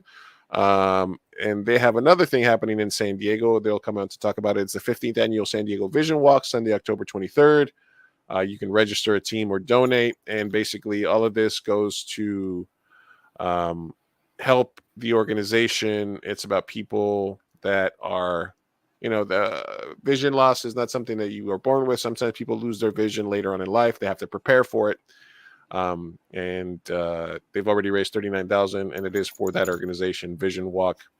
A friend of mine, Raquel, who's an artist, will be coming on at some point over the next month before the event to tell us a little bit more about it. But for right now, check out San Diego Vision Walk. We'll put a link as well in the comment section so that anybody can check in on it, can do that. Sophia, you're back. Yeah, I'm back. Wi-Fi problems. Hey. We were talking a little bit about Puerto Rico. Yeah, no, I was just kind of throwing some stuff out there that I wanted to share. Mm-hmm. Obviously, Puerto Rico is still underwater and without power. Half of Pakistan, I believe, it's underwater. I pushed this back to another tab, but in Iran, women are protesting because of the morality police having to wear hair coverings. People are burning their hair coverings, cutting their hair. Mm-hmm. And as of, I think, yesterday or this morning, the government had shut down the internet in Iran. Oh. Yeah. So the people are afraid that there is some crazy ass shit happening because they've tried to cut down the internet so that people can't communicate. Of course, through other avenues, people are still getting messages out, but there seems to be, Russia, Ukraine, Iran there's flooding. The world is ending. Is this this portion of the show? We are in late stage. Yeah, it's about 90 minutes in when I get morbid about the fact that we're running through this universe on a rock. So yeah, There's the cute dog though. Hey, cute dog. My cute dog's been passed the fuck out on that corner. I love how she's just in the corner. The entire For show, she's like, I want some screen time. There's a dog. Yeah, there's Lou's dog just passed out on his bed in the corner. She's adorable. Yeah, she's been there the whole day. Yeah, she's there. Shy. All right. So, like I said, we're in late stage capitalism. The world is simultaneously burning and being flooded. Yeah. We're hurling through space on a rock. If not by its inhabitants, by the fucking earth that we have ruined. Yeah. Also at some point something had to come from nothing, because why is there existence? So, and if you looked at us in the greater scheme of life, we would be one speck on one grain of rice in an infinite field of rice. So let's not take all this too seriously. No. Love each other, spend time with the people that make you happy, make some art, try to contribute what you can, plant some trees, do some good in the world. Yeah. Yes. Mm-hmm. All right. Yeah. All right. I want to wrap this up because I want to leave 10-15 minutes for no namez way. Mm-hmm. This is a good follow on Twitter. This guy photoshops Saul Goodman into films or TVs. I shared with you the guy that does it for Paddington. There's a guy on Twitter that does it for Paddington Bear. He photoshops. Nice. So this is a good follow on Twitter. Yeah. Big putt truck. Yeah, he does. He puts. There's Saul with the Joker. Nice. Yeah. That's a good.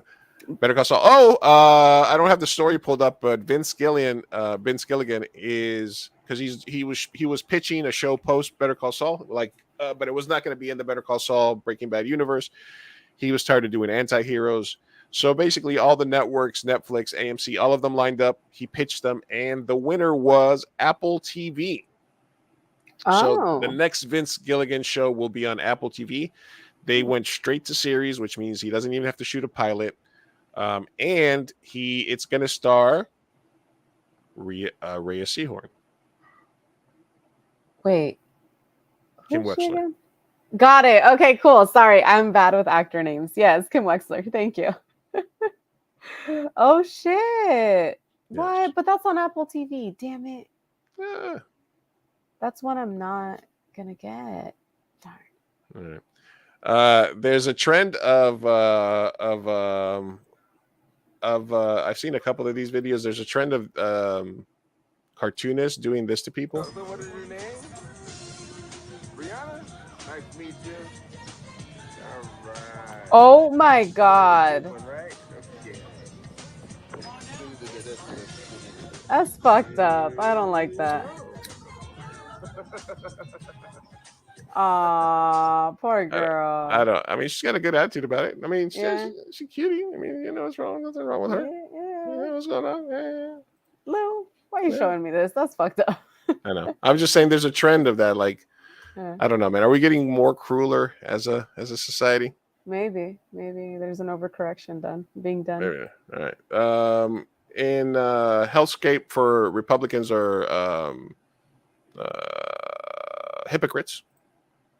This is Ted Cruz.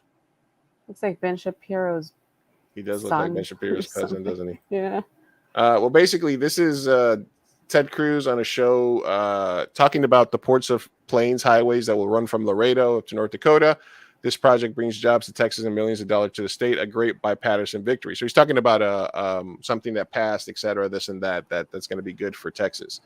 The problem is Senator Cruz voted against the bill, and the White House, as always with the receipts these days, quote tweets him and says, Senator Cruz actually voted against this. I love this. On top of the video. So that's more, there you go. That's today in Dark Brandon. The White House is just on one right now. Damn, I love the Twitter. I love the Twitter White House. I think maybe the fact, remember when they had all those influencers when Biden first got there, they're like, why did they invite all the TikTokers and influencers to all right, Lauren Boebert doesn't understand what wonton killing is on stage. That's pretty boring. I mean, she's insane. Yeah, you can put a million different videos on her. This is something that apparently is a thing. This is called phone booth boxing. That's awesome. Oh my God, their poor heads, dude. Ow, ow. That doesn't seem like. For the listeners, there's two men fighting in a phone booth. Yeah, it's a thing. It's a literal thing called phone booth boxing where they put them in this big fucking plastic phone booth and they beat the fuck out of each other. Oh my God. Is it bad that I kind of love it? No, you know what I've gotten into recently is sumo wrestling. Really? Yeah, not because, as my friends say, well, you'd be good at it. Not because of that. Not because of that fucking reason, but because I thought it was just two fat guys that would just push at each other. But then I started watching some videos about techniques and stuff, and there's a lot of intricate shit that they go into, different kinds of things that you do, techniques, moves that you're allowed to do but are frowned upon because it's not supposed to be, you know. So it's a lot of interesting. So I got into it. So no, that's fine. That's interesting. I just find things. All right, we're gonna push back this. We'll push this back to next week, but the Warner Brothers Ezra Miller apology tour has begun, where they're dropping articles and propaganda about him because they want to feel comfortable about releasing the movie. Apparently, the reason they want to release it is not only because it's The Flash, but only because it tested well, or the movie apparently is really good. So where everybody was giving them the pressure of like, well, if you're canceling Batgirl, you should also cancel this. Well, not so much. Nope. All right. Okay. All right. And Donald Trump reacts now. Let's see. That was it? I thought you were going to pull something up. So what does the apology tour entail? Like, what are they saying? Well, no, they're basically, the pressure was on Warner Brothers. Are you going to cancel The Flash? After they canceled Batgirl, after all the allegations of grooming, after the Child Protective Services got sent to his ranch in Vermont or what have you, there's been a lot of stuff that he met a girl at the Native American girl and indigenous girl, and then all of a sudden he met her when she was 15, and now she's living with her where he's 18, and a bunch of just weird stuff about him. He got into fights at bars. He was getting in fights with police. Just fucking up. Yeah. And through all of this, Warner Brothers decides to shelve $90 million Batgirl movie, and they stay quiet about this. So it's just interesting to see how they're trying to navigate making it okay for people to watch the movie, because they want to release it and have it to be a big blockbuster, you know? Yeah. Okay. So basically just the articles coming out now are like, oh, you know, understanding Ezra Miller and stuff like that. Oh my God. They're still slanted against them, but they're trying. I think they're putting in the work. They're trying to make him a little more sympathetic, I guess. Yeah.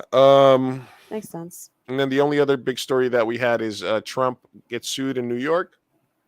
AG files a $250 million lawsuit against him and his family about overvaluing and undervaluing his businesses. And he went on Fox News. We'll save this, but he went on Fox News to basically say what we already said. First, he said there was no documents. Then he said the documents were planted. Then he said, yes, documents were there, but I had every permission to use them. And now his defense is a president can he literally said a president can declassify stuff in his head. He said No, he didn't. He said there's a process, but I can it is declassified. Declassified. I have. Love it. What does he think No, he is? Like the Pope? No, I don't know. he said it's He declassified. said it. I'm not surprised. Nothing this man does anymore surprises me. Nothing, absolutely nothing. There's All nothing. Right. And one more palate cleanser, and then we'll get on to No Namez Way here. Mm-hmm. All right. This has been. All right, you tell me if you like this. Oh, yeah. Nice. I am a woman of God. This is my right as much as it is yours. This is my land as much as it is yours. I did not sign up for this. I am a Christian woman of God, and you are not going to put your disgusting rules on me that are false and not true. I will not have it. I love that. Yes. God. Did my Wi-Fi go out again? Hotspot it for now.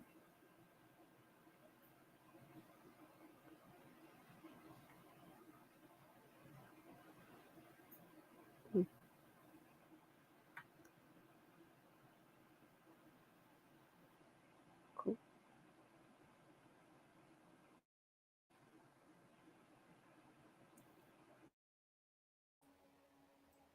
Am I the baddie here? Oh wait, no, I'm live. Sophia, you're back. Sorry, okay. I'm back. I connected to my hotspot at this point. I was lagging a minute. I didn't know if it was you or just me. Okay, that was an interesting. It was me. She gets distracted. She gets destroyed at the end. All right. I was so hyped. I was like, I am a woman of God. Oh, did you see the end of it though? No, I missed the ending. What happened then? Oh wait, hold on a second. We gotta finish the ending here. I love TikTok. TikTok, they just, they made an operatic version. It's beautiful. Yeah, it has its moments. I mean, it's one part NyQuil chicken. What? Yeah. Other part Karens. Being lied to, and it's not going to happen anymore. Do you understand? The CDC just released. Oh my gosh. Oh my gosh.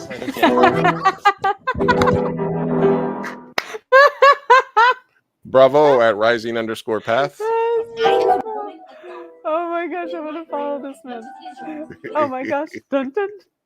That was amazing. That was real amazing. All right. Nothing The fun Karen. continues next week. We have the Border founder of Border X, David Favela, on the show. The week after that, we got Paco Pablos, who is a world-renowned artist, coming on the show. And we might have some surprise appearances from other Latinos, and are always looking for more to have come on the show. Mi Gente show live Thursday evenings. And as always, remember to like, subscribe, follow, rate us if you are watching it. And thank you very much for everybody that has listened and has been a part of the show so far. Coming in on a good time here. Yeah. One last thing. Now it's time for No Namez Way. No Namez Way. No Namez. Makes me so happy to hear that. No Namez. No Namez Way. As far as Namez, don't. No. How many submissions do we have this evening? This evening, I saw 3. Let me check to see if we have any more. By the way, the chess one, I asked my brother if it was him, and he said no. Okay. So I am very intrigued to know who the hell it was. I mean, who else likes chess? Who else? I mean, it's one of the world's oldest games. What do you mean? Who else likes chess? I mean, I like chess. I haven't played in a while, but I like it. Yeah, that's true. You're talking about chess players. You're looking at the Venn diagram of chess players in our audience. Yeah, our audience and chess players. I was trying to narrow it down. Couldn't for the life of me. All right.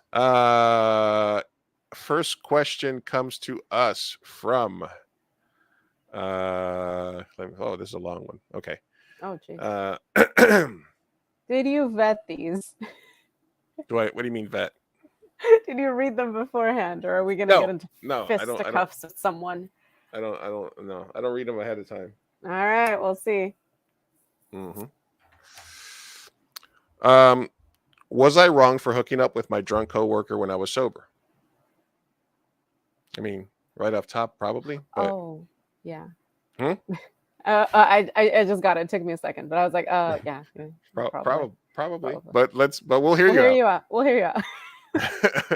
So here's the backstory.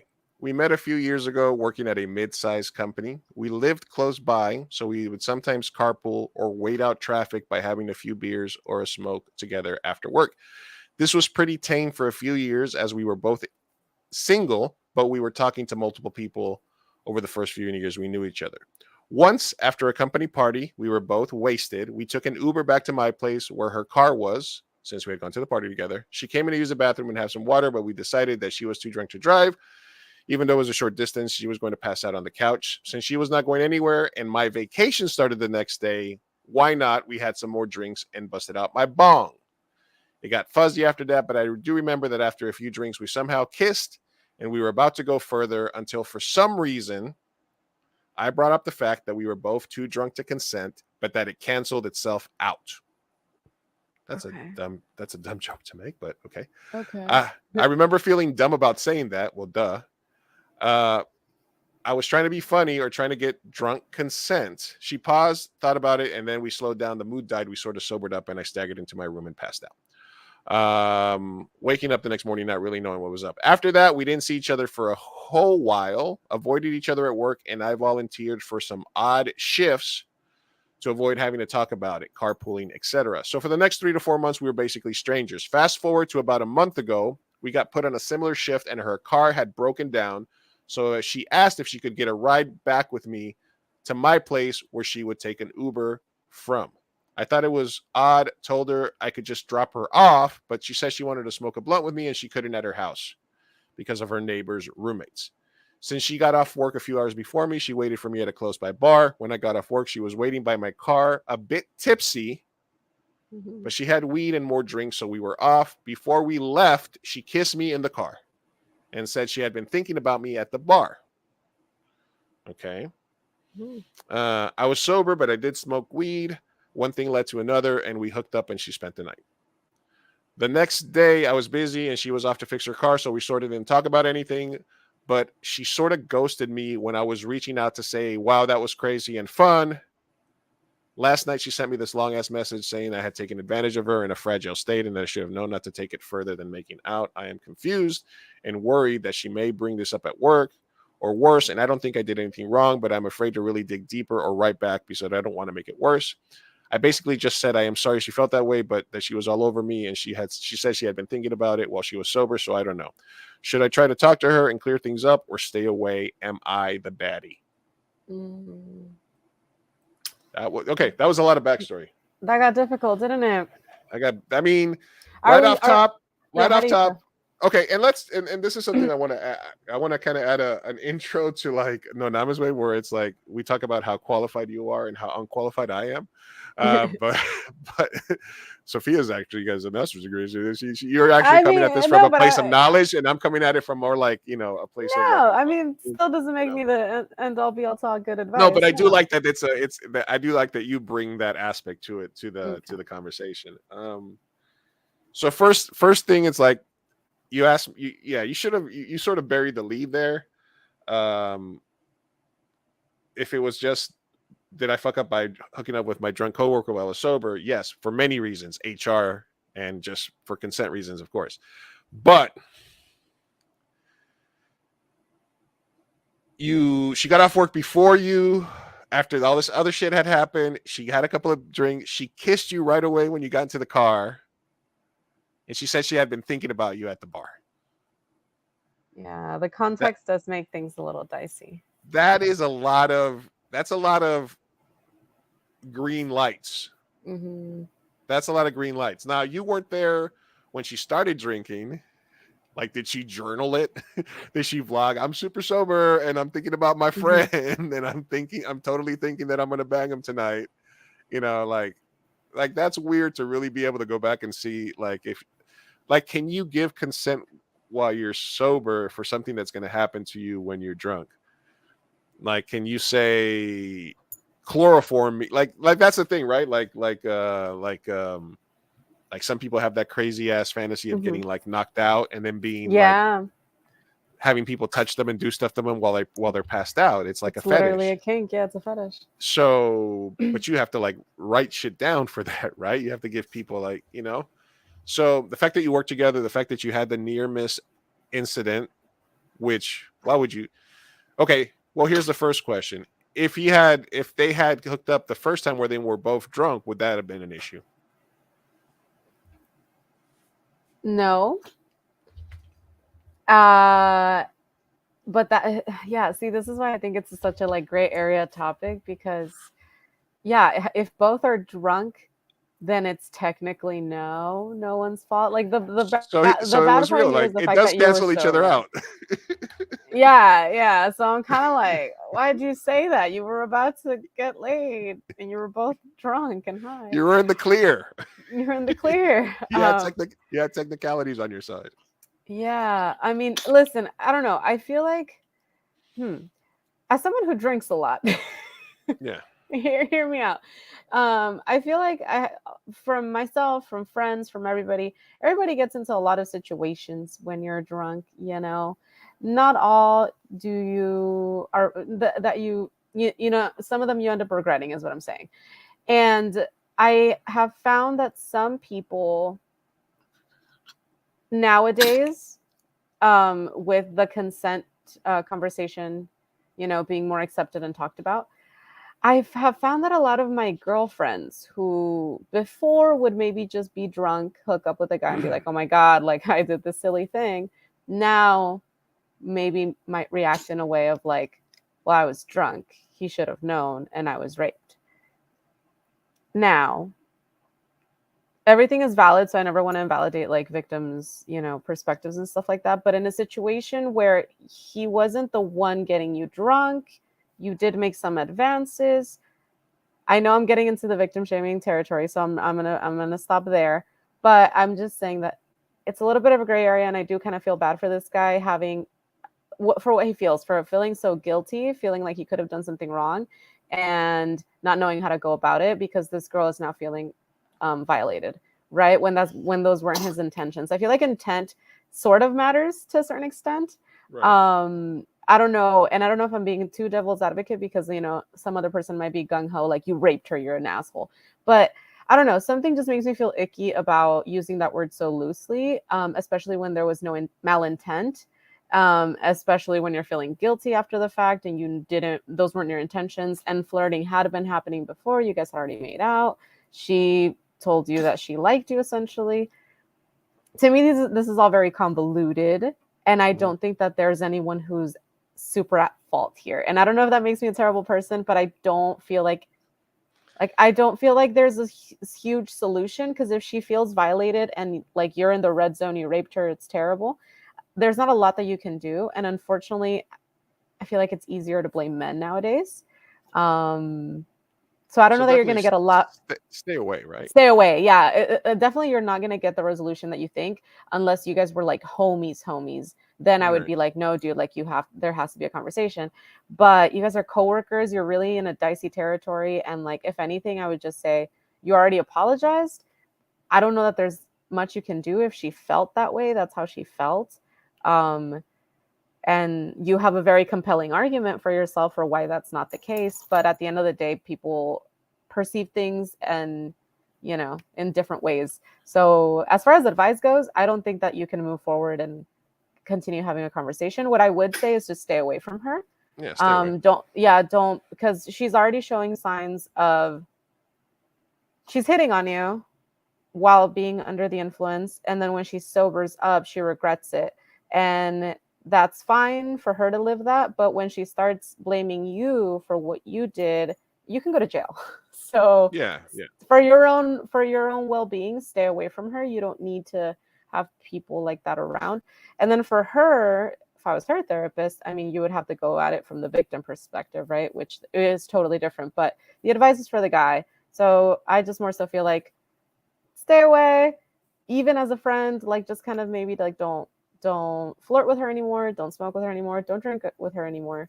And if you start to build a sober friendship that maybe later you can touch on the topic, sure, but this is a very touchy subject that could have legal consequences.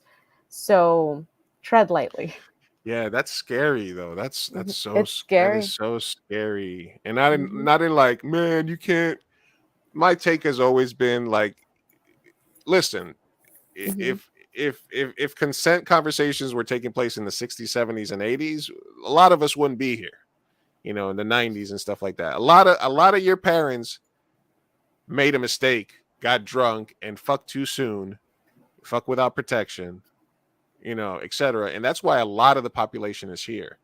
So at some point, I think it's weird that we try to legislate mistakes, or as a society try to say that people can't make mistakes. Of course, those mistakes in this case result in people getting laid or more dudes getting laid, right? But I just sort of think, number one, that's kind of a weird thing that we sort of that we see a problem as a society and we try to like change it, shame people, do this, do that. The legalities of it is, at the end of the day, if she was drunk and you were sober, a case could be said for you making a bad mistake, because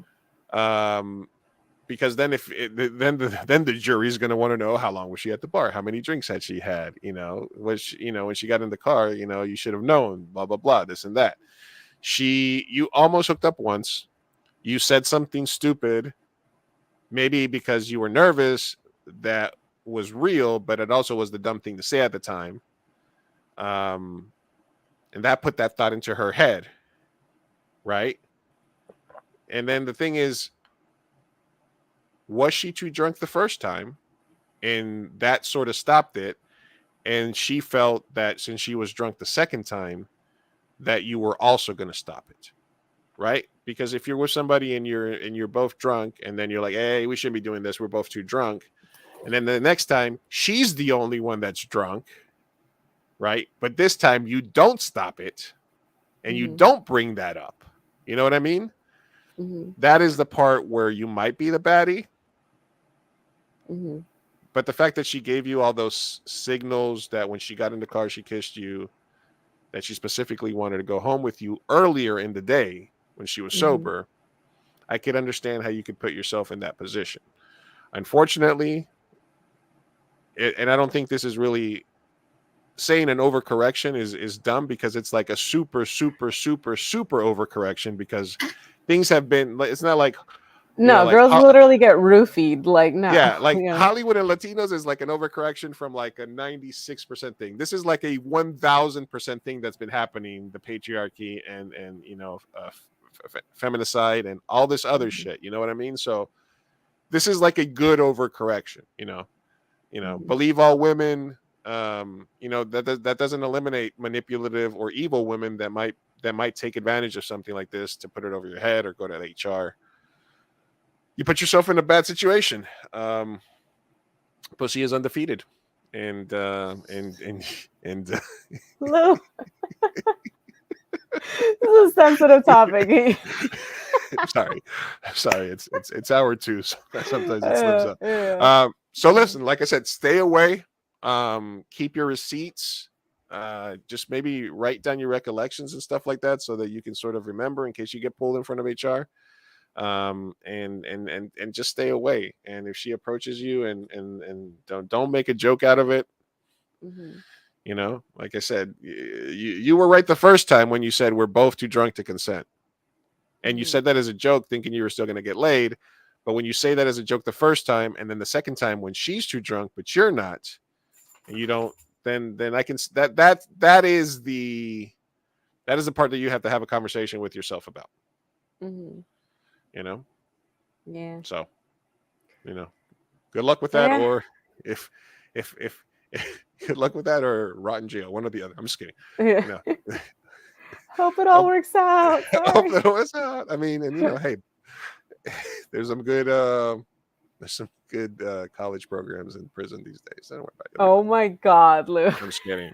I'm just kidding. I can't begrudge the smoky, rapey community. What is this? What's wrong with that? Listen, What's she doing? What's your dear just doing? double check, man. Make it a part of the thing. You know, do you like me doing this? Is this okay? Would you like more of this, more of this? You know, you gotta have a conversation, man. You gotta just be verbalize what the fuck's happening. Mm-hmm. All right. Real life Dwight asks, which bear is best? Oh, That's from The Office. wow. Grizzly. Okay. Grizzly? I'm gonna go polar bear because polar bear is the only bear that actually seeks out human flesh. Oh, nice. I think I'll go with panda because they're cute. They're cute? Yeah. What was Dwight's answer in The Office? Was it grizzly? Grizzly or black bear? Yeah. No, this is from when it's from when Jim came in dressed as Dwight and was imitating Oh, Dwight. yeah. Yeah. And he's like, which bear is best? And he's like, wrong. I remember that. So whoever submitted that is an Office fan. Okay. Fuck yeah. And our last one today comes from, what's the name here? Punch the mansplainer in the nuts. All right. Nice. Okay.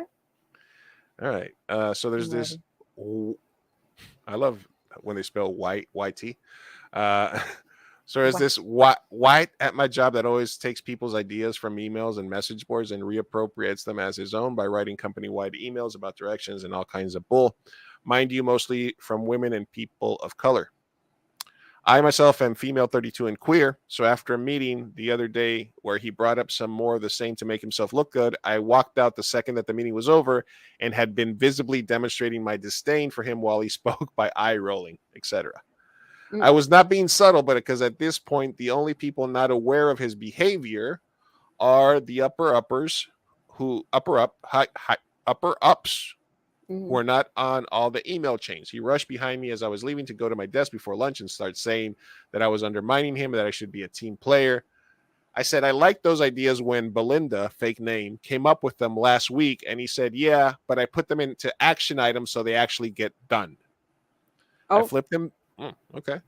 I flipped him the bird without looking because at this point I was already looking for an exit and was pretty sure if the BS continued, I was gone.